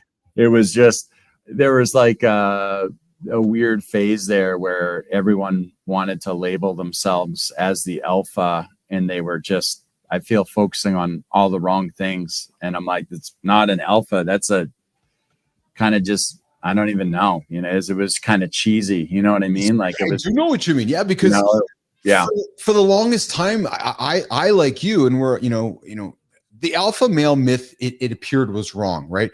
Dominance and aggression, right? And, alpha males are not the lone wolf. And you think about it, right? Masculinity is a diverse thing, and encouraging vulnerability as a strength, not a weakness. And the idea that alpha males always have control is unrealistic, isn't it? Oh, yeah, absolutely, man.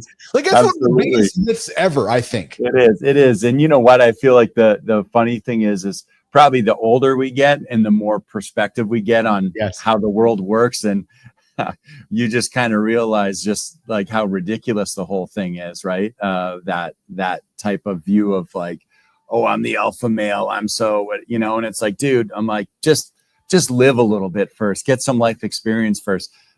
Go get a job, go through a heartbreak, go through a meaningful relationship, have a kid, be a leader, do all these things first, and then see what your idea of the alpha male is, right? But and you'll realize that it's much different than just thinking that you're, I don't know, like the toughest guy at the bar or something like that, right? Like it has been fascinating as we've gone through, we're both here in Canada, but as we look through North America, look for the global view of the world right now. And, with the new administration in the United States there, it seemed like for a while there, AJ, as the administration was coming into play, there was this alpha male stance, right? Because you'd see much visuals of the new these strong male dominance, yet what we know about how you define an alpha male, you're like, you guys are a bunch of alpha males. Like, there's no vulnerability happening there. There's no empathy happening there. There's no seeking to understand there. It's just these rigid views that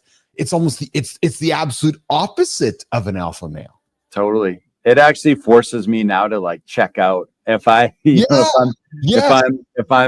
kind of listening to someone speak, if I'm watching something like that, and I get the sense of they just automatically assume that everything that they say is going to be right.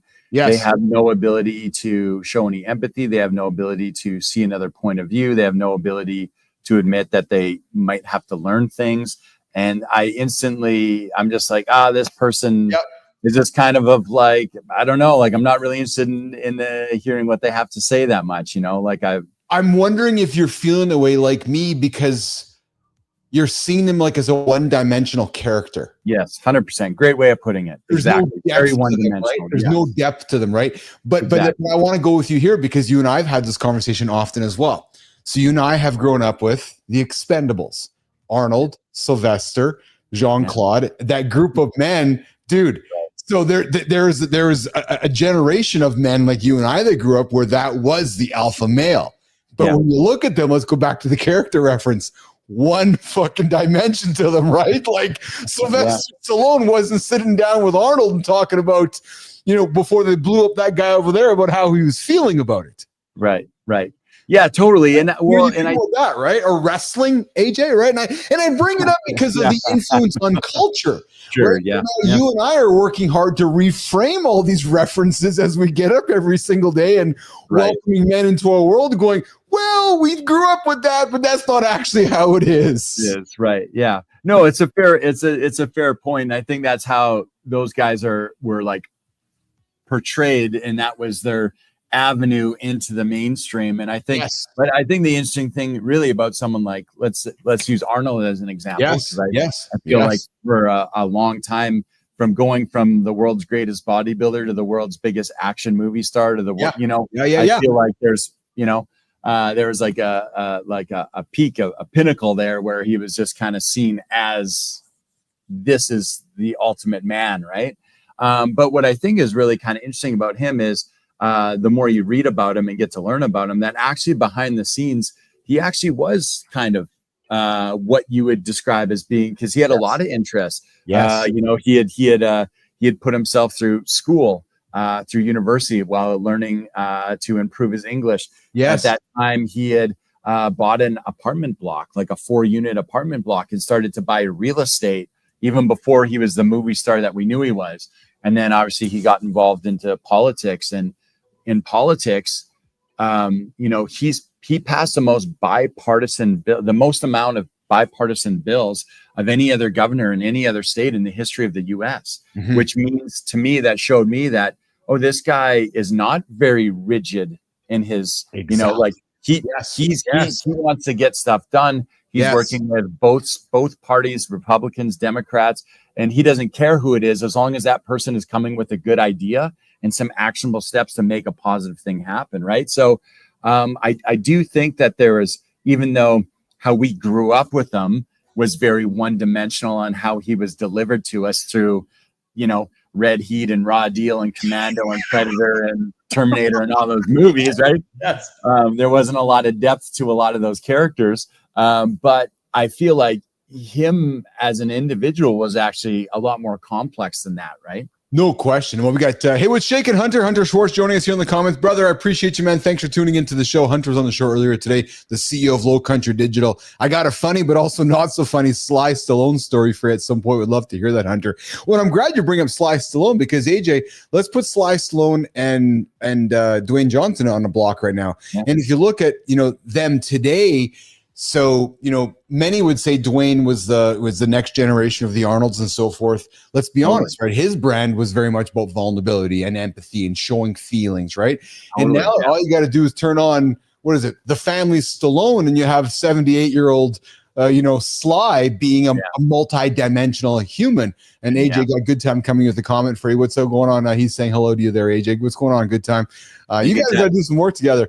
But I bring this up because there's been, the alpha male theory has very much been debunked. And as we go through society and we look at culture today, we got guys like Dwayne Johnson and so forth who are trying to bring a different, and I felt it was starting to change, AJ, when the Fast and the Furious franchise and Vin Diesel and Paul Walker, and I'm being serious right now, because there is this a shift moving away from the guys we grew up with to the next generation of tough guys. Mike, you know what I mean? Yeah, totally. Yeah. It's what's funny too is that like a lot of our examples here are like coming to us through through movies and stuff, right? Yes. But it really is, they have such an effect on popular culture. Well, right? It is 100%. Yeah. And what's interesting now too, though, I would say there's probably been a shift now where I would imagine that there's probably almost just as many people through social media too that also have a large impact on what the perception is of. Well, the biggest one is Andrew Tate. Being met, right? Let's be honest. Like the biggest one for the last 10 years has been Andrew Tate, good or bad. It has been. It's been Tate, and he recently was charged with another criminal activities here, and I'm not going to spend too much air or space talking about the fellow, but that has been a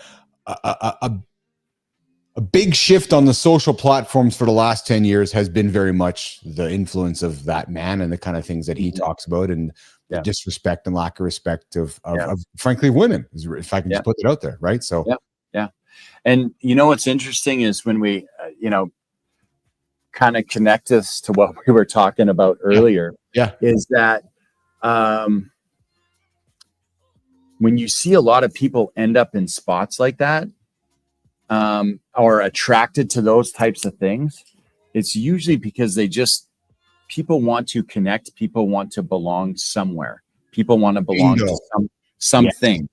And, we're talking about that, with John there, with guys being lonely, guys feeling like they don't have much social support, maybe people feeling like they're an outcast, maybe people feeling like they've been pushed aside or rejected, or that people don't see them or understand them or anything like that, right? Then we have that very strong need, though, to be connected to, and then people end up in a spot where maybe, it's not the most positive group, or it's not the group you think you would normally want to be affiliated or associated with, but they got there because they feel they needed some sort of connection. They had no social support that you were talking about. And then they go to somewhere where they feel like they have a group, and it's amazing how people then just like spiral through this thing, and all of a sudden they belong to something that they maybe didn't even necessarily believe in, but they're just in it because it feels good to them to belong to anything at all, if that makes sense. It absolutely does. And I'm glad you brought that up, because I think that's often how our young men and women are, but I'm going to lean into our young men, like the Carters and the Bostons of the world, end up in bad friendship groups or gangs or situations where, because they're not feeling a sense of belonging anywhere else, and they wake up one day going, holy fuck, how did I get in the middle of this? Yeah. Totally. And I know we've had guests on this show, AJ, that have gone through that journey, that woke up going, how did I get here? Right. And then you spend a great time in your life unraveling that to get to that next stage. Right. So I think the key message really with all this, if I could bring this to a close, AJ, and get you out of here, is that, men are lonely. Men are lonelier more than ever. Right. We have a show to invite men to come to have conversation. Jimmy put something on the table here today, and I did not get a chance to get to this, but because I use this too. But guys, don't be afraid to even use Chat GPT, and don't laugh at me. But there's an ability to have a conversation. If you can't get a hold of AJ or a real human, we have tools now that you can have a conversation with that might help you get to a point through the day before you can talk to a real human. I think, to me, the reality is just don't be afraid to talk. Right. Yeah. That's the biggest thing. Yeah. Have that, everything's going to be initiated by having a little bit of courage, but it's amazing what, 5 seconds of courage can do for your life. Right. And you have that 5 seconds of courage, and you take the opportunity to talk about it, to open up someone, to reach out to someone. Yes. This can be a real game changer for us. Right. And I love this, man. I love this platform because, a lot of different reasons, but you really are creating this platform now when you come on and, even me that working in this field, and I know you, and I know the show that you're setting up and the direction you're wanting to take it. I even come on and I see a guy like John, you know what I mean? Yeah. I come in and I see a guy like John, and I see him, and he's jacked, right? And you talk about that growing up watching guys like Arnold and stuff like that. Yeah. That's what I think when I see John. That's too. My childhood. Yes. That's the guys where I'm like, man, this was the best. My eyes would gravitate to the biggest guy in the room, and I would just want to watch him and see, what does this guy do? What does he think? What is he, and then you have him on here, and he's talking about the stuff that we're talking about. And he's talking about being vulnerable, and he's talking about, talking about stuff, right? And having meaningful relationships and friendships, and how to communicate with your partner. And he's talking about all these things, and you're like, holy shit, man. Like, two things can be true at the same time. Yes. You can be really big and into working out and into that physical aspect of making yourself better. And you could also be into that emotionally and mentally too. You can do all those things at the same time. And it's really cool to see. Oh, I love it, man. And I appreciate that. And what I love most about it as well is because when we keep meeting these new human beings, and like you just said, as long as you keep your curiosity and asking the questions, like what makes that person tick, Right. And then when you learn about guys like John going, okay, so John stands in front of the kitchen fridge like I do and you do, and going, what the fuck? Right. Totally. Because you think that they don't do those things. Yes, exactly. You mean he stands in front of the fridge too in his underwear going, okay, I'm going to make a bad decision right now. And then he says, what are you doing, you fat, stupid son of a bitch? Because I do the same things, but yet you don't think that those people do. People do it. Yes, exactly. Yeah, exactly. Arnold does, and Sly Stallone does, and Dwayne Johnson. We all do it. Yeah. Yeah. It brings this great like human element to it, right? Where now we have an understanding that, this is not, the whole thing in a nutshell when we talk about mental health, and I work with people, mental health, emotional health is, I think one of the misconceptions out there, and I think people probably know this, but they miss it off the start, is we're not working through stuff. We're not trying to give you skills and tools and strategies and stuff so you never have to go through these things. You're going through these things. You know what I mean? Like all these things are going to happen to you. Yes. So these stuff that we talk about with mental health, when I work with people, all the stuff we talk about, unfortunately, none of the stuff that the skills that we give you helps prevent life from happening. Yes. It's happening. You're experiencing it all. All it does is it helps us manage it better. It helps us, it helps us take that on and feel like we could keep moving forward. It helps us, try to keep a more positive perspective while we go through all these experiences. It helps us regulate our emotions. But all the things, like, we're still going to go through them, right? It doesn't, we don't get good at these skills and all of a sudden we're like, oh man, I really work on my mental health and nothing ever bad ever happens to me again. Or I have no challenges anymore in my day. You know what I mean? It's like, no, you might have more challenges. You might have a million things that go wrong. And it's just that you're going to feel like you're in a better place to handle them. Right. But they're not preventing them from happening. So I know, you just gave the example of looking in the fridge and doing whatever, but it just kind of reminded me that, that's what it's about. You're going to experience that stuff all the time. Well, and good time comes in. At the end of the day, we're all just people, but yet society is all about labels and putting everybody in different boxes and pedestals and celebrating and creating celebrity culture, yada, yada, yada, athlete and this and that. And somebody's economic status, but at the end of the day, we all put our pants on the same way. We're all battling the same mental issues. And again, if we can create a forum for conversation to help guys move forward, then I really believe that we're doing our job with creating the kind of environment, safe space for men to come get after it and achieve goals. Really is what it's about. Right. Yeah. So I had one thing I was going to say to you, and I was I think I might have forgot it actually, AJ, but I guess it's not that important. So what do you got going on today?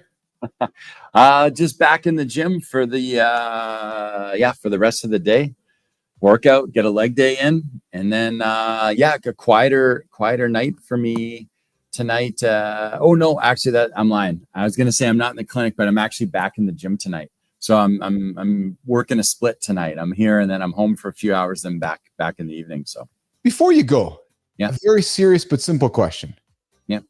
Do when men come to you, do somebody make a simple statement as this, saying, AJ, I'm lonely, I need some help?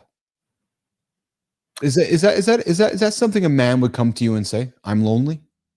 So good question. I can't recall anyone ever leading with that statement. Because that's a heavy statement to make. Yeah. I can't recall anyone ever leading with that statement. There's definitely been numerous conversations that I've had with people where we've gotten there, where through just having a discussion and talking about it, after a certain point in time, they kind of come to their own realization, like, oh, maybe I'm lonely, Well, but I don't know if anyone's ever just kind of come in and sat down and kind of led with that. I'm bringing that up, and Jimmy, let's make a note of this for the future. I want to maybe talk more about this with you in the future, because I think that word of that statement could be or is often misread or misdiagnosed. Yeah. Because maybe you're not, because loneliness is a heavy word that might not mean what somebody might think it is. Right. You're making sense of that, Yeah. right? So loneliness is not sometimes is not the same as being alone.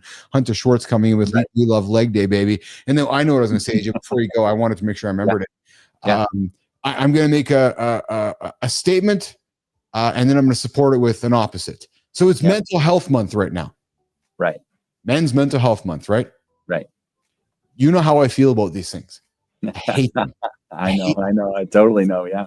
And I know you do too. So guys, as we're cutting this up, it's not that I hate Mental Health Month. I just hate that we have to pause and make it like, okay, it's now time to celebrate Mental Health Month. No, Mental Health Day should be every single day of our life. So while we are going to have these conversations for the month about men's mental health, my goal is to keep encouraging men to not put a start and an end date on it, AJ, right? Because it's like saying I'm going to do 75 hard. Yeah, well, on 76th day, you're going to be fat again, right? No, we want to teach sustainable solutions for life, right? So, and I know why we do these things, brother, to create awareness. Yeah. But I struggle, pal. I do. No, I know. I hear you too. I struggle with it too because I just like to think that, or I hope to think novelties. That, yeah, totally. But I do hope to think that I'm like, in the back of my mind, I'm just like, well, you know what? If there's one person that maybe got turned on to the idea or was exposed to the idea or somehow because it was Mental Health Month, saw something or heard something or read something that helped kind of direct them, down the path of talking to someone or getting help, then I'm like, okay, then despite it's a good reminder. You know what I mean? Despite the whatever, then I feel like, okay, then, hey man, that's worth it for me. You know what I mean? That's worth it for me. But I know what you mean. I think we can do, just a better job of it. And it's not something that's just talked about for one particular time of year. And these little things that society grabs a hold of, I don't like them because they're not sustainable to me. That's just not they don't align with my belief system, which is mental health's a daily thing. No, making good decisions. It's not perfect, but I also agree with you that yes, it's about creating awareness as well. Yeah. All right, AJ, I appreciate you, brother. I'm going to get you out of here so I can do a community corner before I'm welcoming Nicole Bernard in for the business and branding segment. Brother, I love you. Enjoy your day. I enjoy having you on the show. Lots of affection. I know our audience does as well. Good times coming in with you. Hunter's coming in with you as well. I'll see you on Thursday. Okay, brother? Yeah. Thanks, guys. Thanks, everyone. Thanks, Keith. Love you, man. And I'll see you 2 days. All right, pal. All right, Jimmy. AJ's going to get out of here. Let's get into what is next before we got Nicole Bernard joining me for the business and branding segments. Let's grab some coffee. Let's get into it because we're going to connect Substack and LinkedIn in the community corner on Mornings and Alive with Keith and Friends. And today's stories, we got them all. We got grief, we got muscle, we got mental health, we got parenting, and a little entrepreneurial chaos for good measure. Hunter, if you're still tuning in, I invite you to get your ears up. Let's get into it. The Substack, story number 1. We're starting over there. Jimmy, this is what optimism looks like when life falls apart. Ben Yeo's latest post isn't about toxic positivity, but about real optimism. The kind you have to build when life hits hard. He shares a conversation with Sumit Paul Chowdhury, who breaks it down like this. Being optimistic doesn't mean ignoring pain. It means taking action away. There's this one line from Sumit's late wife that stuck with me when I read it. Postcards from your future can be more helpful than New Year's resolutions. Think about that. Postcards from your future self can be more helpful than those New Year's resolutions. That's a new way to think about hope, you guys. And hey, what's one thing you're hopeful about right now? I invite you to drop them in the comments. All right, let's keep it going, Jimmy. Substack story number 2. What pulling weeds can teach you about raising boys. Jennifer Fink is raising 4 sons. In her latest post about building boys, she talks about pulling weeds in her yard and realizing that's exactly what raising boys feels like. You don't just fix one problem and walk away, you clear space. You make room, and then more weeds show up. It's the same with parenting, especially with boys, according to Jennifer. The world wants to label them. to fix them, to box them in. But Jennifer says maybe our job isn't to control them. Maybe it's to keep showing up over and over and give them space to grow. She gets practical too, talking directly to dads about what it takes to really connect, not with lectures, with presence, with patience. So if you're a dad, what's one thing that's helped you really connect with your son? I invite you to share your advice in the comments. All right, staying on Substack, stop starving yourself and start building some hope from Alyssa Keaton. Alyssa says it straight.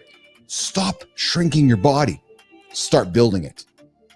She's done with the grind of restrictive dieting, and what she's offering instead is strength, both physical and mental. She talks about hope molecules, actual biochemistry. When you build muscle, your body releases myokinase, tiny messengers that improve your mood, fight inflammation, and literally make you feel better. That's right, nation. Muscle isn't just about looks, it's about hope. We take both.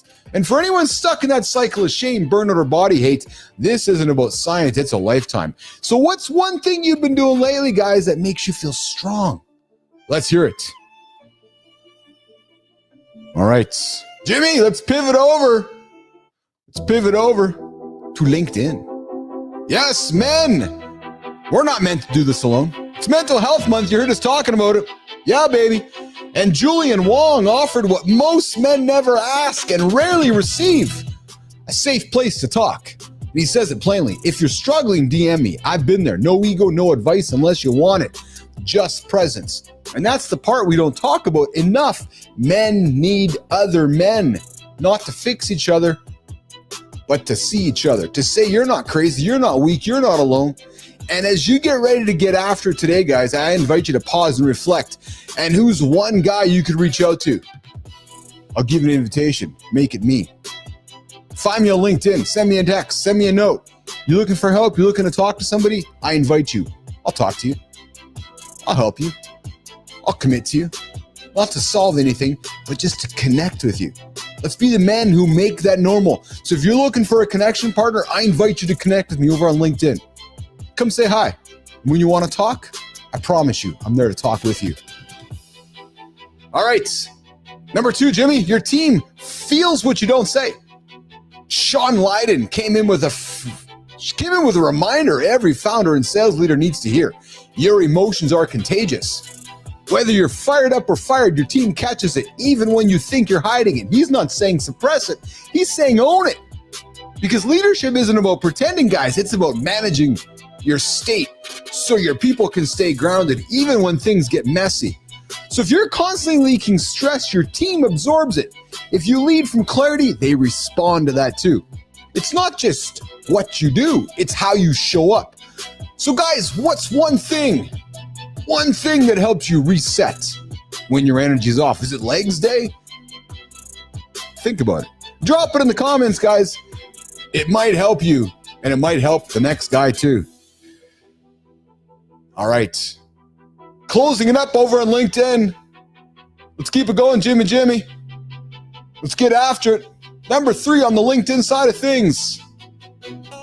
Yeah, baby. Tune it up. He built the dream, then he almost lost it. Brandon Wallace did what most entrepreneurs dream of. Yeah, he used AI to buy back his time, streamline everything, then he got his sanity back. And then he made a classic move. Hunter, he made a classic move. He filled all that free time by launching another business. That's where it hit him. He wasn't chasing freedom. He was addicted to doing, and it almost cost him the very thing he fought to reclaim. Now, this one's not just about AI or strategy. It's about identity. So who are you? Who are you? Who are you when you're not grinding? Can you actually sit with the stillness, or are you addicted to chasing what's next? So if you had more time tomorrow, what would you actually do with it? If you had more time tomorrow, what would you actually do with it? Let me know. All right, guys, these are the stories that matter. And we bring them to you every day right here in the Community Corner. If you want your story featured, I invite you, follow us on Substack, inside.bappel.ai, and come find us on LinkedIn. Tag us in your next post. All right. Let's celebrate a couple awesome humans on LinkedIn and Substack, and here we go. Jimmy, let's get after it, brother. Let's stay over on, let's get back to Substack, Jimmy. Let's get after it. Boom, boom. Coming up, Nicole Bernard, business and branding. You got a great idea, but the moment you explain it, people check out, not because the idea is wrong, but because it's too complex. Yeah, too complex. Hunter, it's too complex, too abstract, too hard to follow. Now imagine sketching it out so clearly people get it in seconds. No slides, no design degree, just real clarity. There's one creator who's built a whole platform teaching that skill. I got you, Jimmy. He's worked with names like Dharmesh Shah, Naval Ravikant, and Stephen Bartlett. Yet his mission is simple: help everyday thinkers make their ideas impossible to ignore. Jimmy, today we're celebrating Mornings in the Lab with Keith and friends over on Substack. His name, Janice O'Zolins. He runs Explain Ideas visually on Substack, where he shares weekly lessons on turning complex ideas into simple sketches. Yeah, baby. No fluff, just layouts, metaphors, and real tools that stick. Janice is helping creators lead better by communicating smarter. If you want your ideas to land, follow him and subscribe to Explain Ideas visually. Janice, this is how it works. Love to have you on the show. We'd love to celebrate you on the next Community Corner as part of the Creator Spotlight. All right, keeping it rolling, moving over to LinkedIn. Yeah, baby. The Creator Spotlight is here.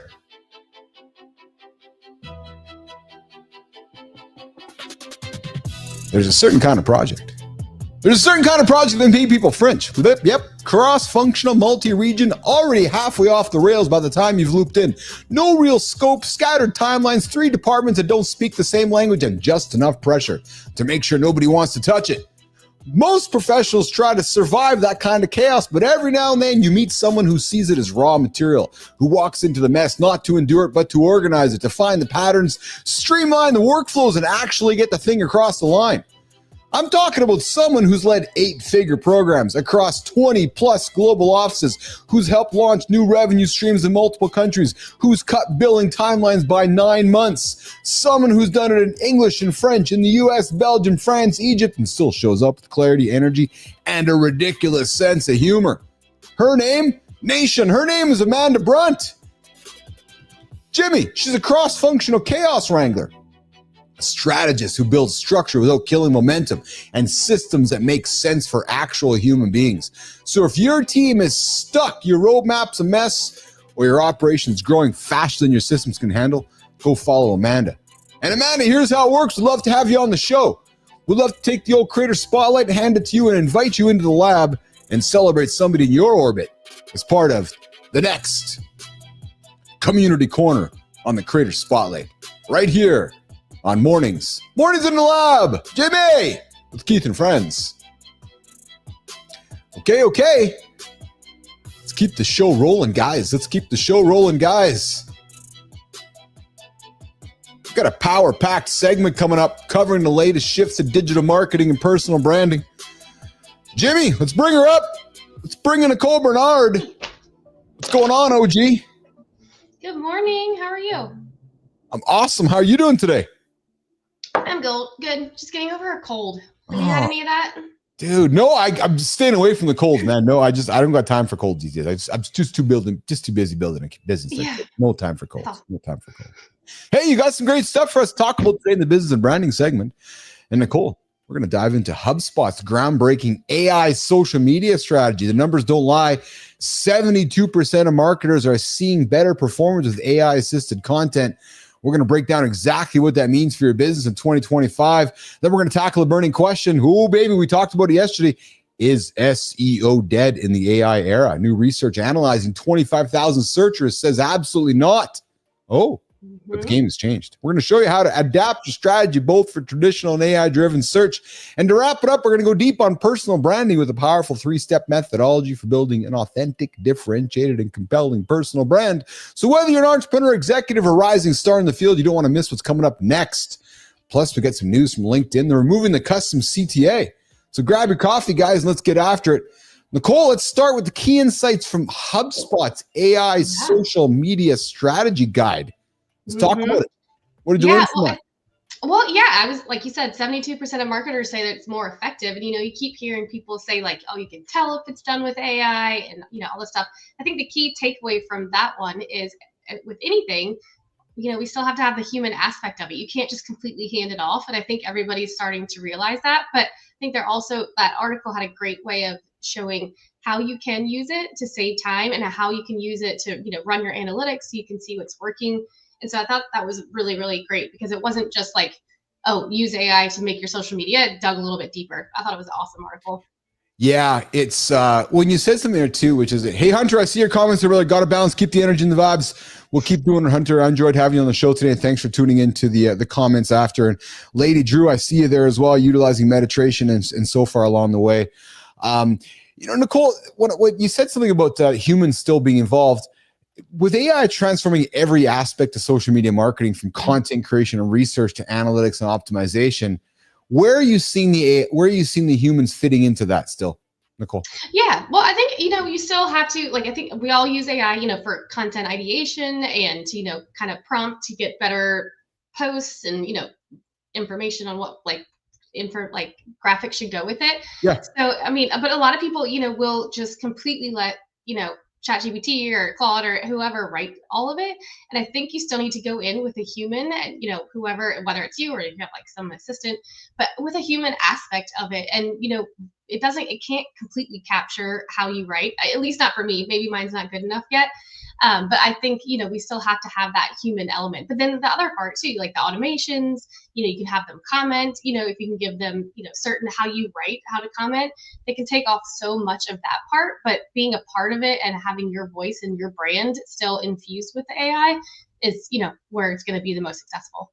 Yes. Let's move on, Nicole, let's move on to the next one here. Is SEO still relevant in the AI era?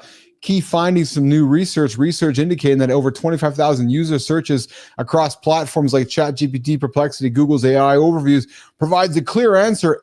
SEO is still highly relevant in the AI era. While the rise of AI has changed how search engines process and present information, traditional SEO practices continue to play a critical role in determining which content to appear. Let's talk about this because I got some opinion of this myself. Yeah. Well, it's funny. So I sent that Thursday, and then yesterday I read an article on LinkedIn, and it's like SEO is dead. AI does not care about your meta descriptions or your alt tags and all that stuff. I'm just like, there's just so much going around because it's still such a moving, evolving aspect because what it's doing to SEO. But I do agree with the article that if you are using your traditional SEO, that's going to help you get ranked in the old Google ways, which is kind of still where AI is pulling their information from. But the difference is it's not looking for the best page anymore. It's looking for the best answer. And so that's what that article kind of broke down, which I thought was awesome. The way we can still do that, but the way we have to think about why or how we're presenting our content to AI, it wants short answers that it can pull, but it still wants those reputable ones that are going to be at the top, which is, how the old traditional SEO works in. So yes, I agree with it. It's interesting because as I've been, obviously we make a little bit of content here on the show every single day. Just a tiny bit, just a smidge.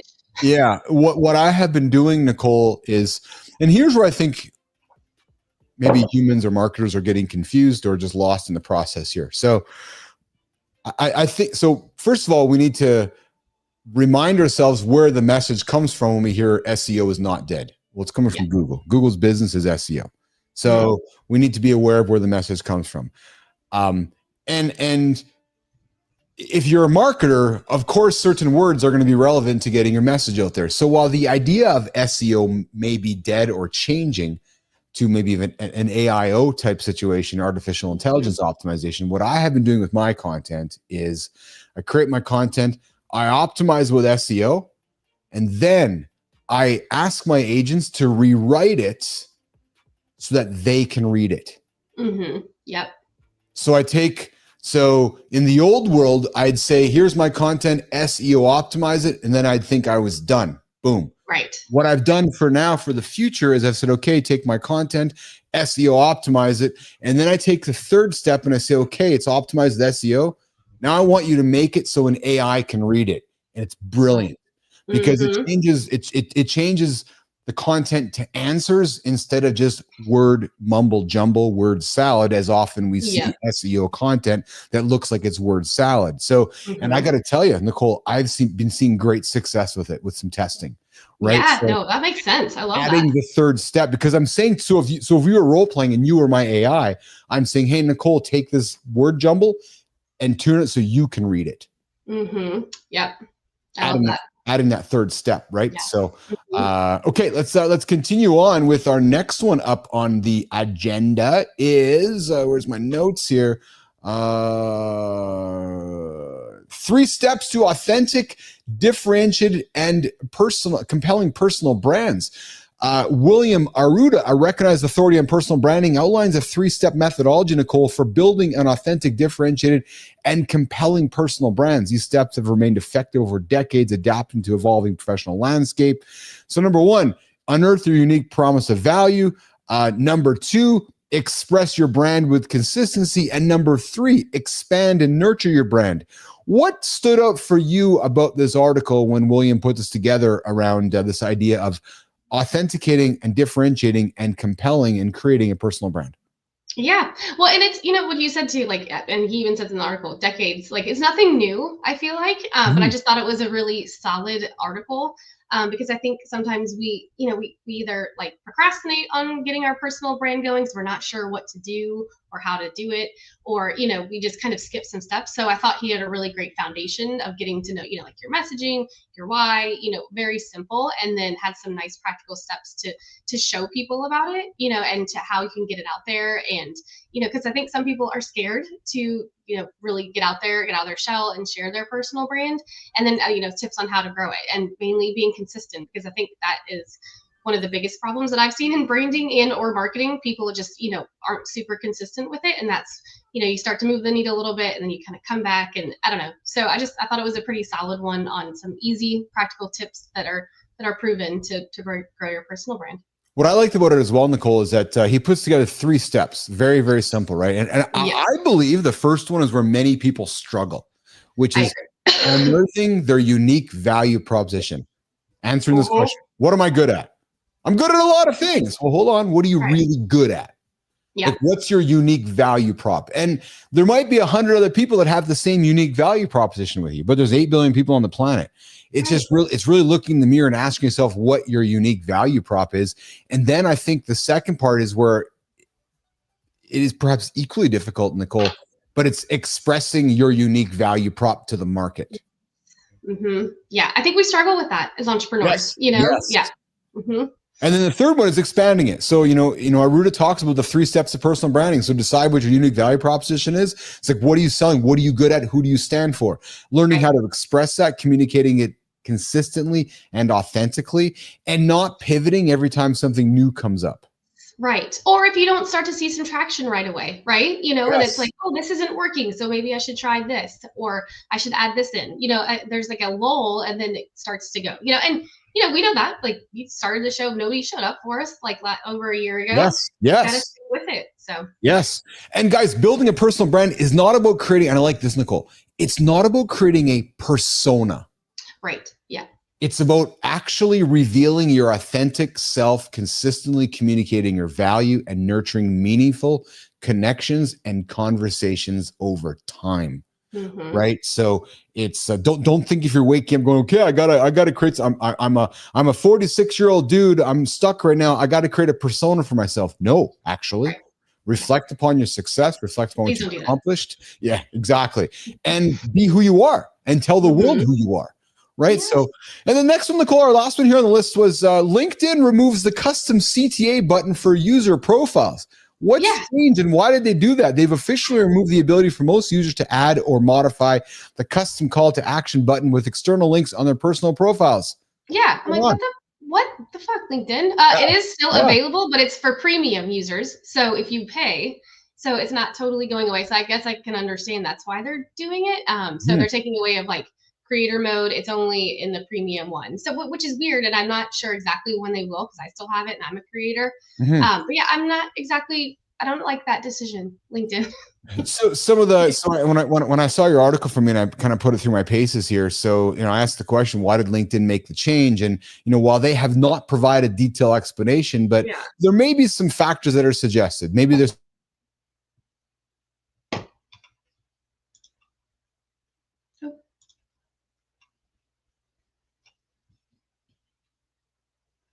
Am I frozen or there you go. Yeah. Platform, concerns over users linking to questionable off of brand sites, like OnlyFans. Oh, I didn't even think of that. Okay. Neither did I until I just thought about reading these words in front of me. You're right. So if you are, because that can be touchy, right? LinkedIn's trying to be this. Yet if you're linking out to OnlyFans everywhere, maybe that's not what they want. They have a certain integrity. They're trying to keep up. That's fair, right? And then LinkedIn appears to be prioritizing business and brand tools as premium company pages remain prominent. CTA buttons, which reportedly get 10 times more clicks than individual profile CTAs. Oh, okay. So for regular users, the company is shifting focus to features that keep engagement within the platform. So I thought that was interesting. And this change marks a significant shift in LinkedIn's approach to profile customization, especially for creators and solopreneurs who relied on the CTA. But hey, Nicole, here's what we know, right? And we talk about this so much. When we're growing our businesses on other people's platforms, we are at the whim of the decisions of other people's platforms. So what we might want to always consider is what we can own within our media environment. And, hence is why I am also building on Substack, where I own my traffic, my content, and I can take it anytime I want. So good little warning there. Yep. Smart. Good stuff, Nicole, for us today. Some great stuff. I enjoyed that. SEO changing. LinkedIn's making some changes. And of course, we talked about some personal branding, and we got into, we also kicked off with some conversation today on AI and so forth, and on AI social media strategy guide. So, hey, have you been playing with Manus, Nicole? No, I haven't. I need to. I will. That's on my to-do list. Like I said, I got really sick last Tuesday. So yeah. Jamie Nason would say, can Jamie see there in the comments? Thanks for joining us this morning with myself and Nicole for Business and Branding. Manus has been a game changer for me in the last couple of days. Okay. And it's funny, now that you told me about it, I've been seeing it everywhere. And I keep seeing this N8N as well, which I'm like, I need to look at that too. Okay. Have you heard of that one? I have not. I would say that in the last couple of days, though, Manus has been replacing some of my Chat GPT usage because it, I'm sure too. Perplexity has some brand new tools out there for marketers. So a lot of great things. I feel like every week there's new tools and new updates being released out there, right? It's true. Yeah, we're never gonna run out of stuff to talk about. That's for sure. Ever. I love it. I love it. I know you got to rock and roll. You got some kids to get to school. What do you got going on after that today, there, Nicole? Not much. I've got one staying homesick as well, but this is our last week of school. Seriously? And yes. But yeah, just work, good stuff. Taking care of kids. So awesome. Nicole Bernard joining me every single Tuesday for Business and Branding at 10 o'clock Eastern time, hanging out with my friend Nicole, the OG. Nicole, I appreciate you. Yeah, you too. Thanks for having me. It's always so much fun. Always so much fun. Great. We're going to cut this up and get it over to you, and we're going to get it on the platform so we can keep the conversation going, okay? Okay, awesome. Have a good day. And Lady Drew is saying hello. Thank you for your shares. All of you get well and have a wonderful day. Lady Drew Boger, obviously one of our big members here on Mornings in the Lab. Nicole, we turned on the Mornings in the Lab paid community here. And it happened by accident, actually. I had Adam Holroyd last week all of a sudden become a paid member. And I was like, what's this all about? I was like, oh, right, we turned that thing on. So we got $2, $10, and $20, some little community we're building here on the show. And as I keep telling everybody, it's not to line Keith and Johnny in people's pockets. It's to reinvest back into the show to keep making this thing bigger. So those that want to engage and support, we got that out there. And we launched the store, Nicole. The Mornings in the Lab store is now open. There's some great merchandise out there. I'd invite you to check that out as well. Some cool stuff we got there going as well. So I will. Yes. Okay. Awesome. Enjoy your day. We'll talk to you along the way. Okay. Okay. Awesome. Have a good day. Bye, everybody. All right, Jimmy. Nicole's gonna get out of here, and I guess so are we, Jim. We did it. We did it again. Mornings in the Lab with Keith and friends. Wow. Jamie, Hunter, good time. Holroyd, Lady Drew, Clody, Man. Bernard, Brophy, Roofy. Holy fuck, Jimmy. We got a lot in here today. I appreciate all of you guys. We had a great show here today. We kicked it off with some conversations about checking your nuts. Guys, check your nuts. Check your nuts. We'll see you guys tomorrow. 8 o'clock, right here. YouTube, LinkedIn, and X. Jimmy, I got to check my nuts. I got to get the hell out of here. We'll see you guys tomorrow. See you guys. We got Lauren here, too. I didn't see Lauren over on the horizontal feed. Good morning, baby. Jimmy, let's get out of here, man. I got to go for a pee and I got to check my nuts. We'll see you guys tomorrow. 8 o'clock right here. LinkedIn, YouTube, and X.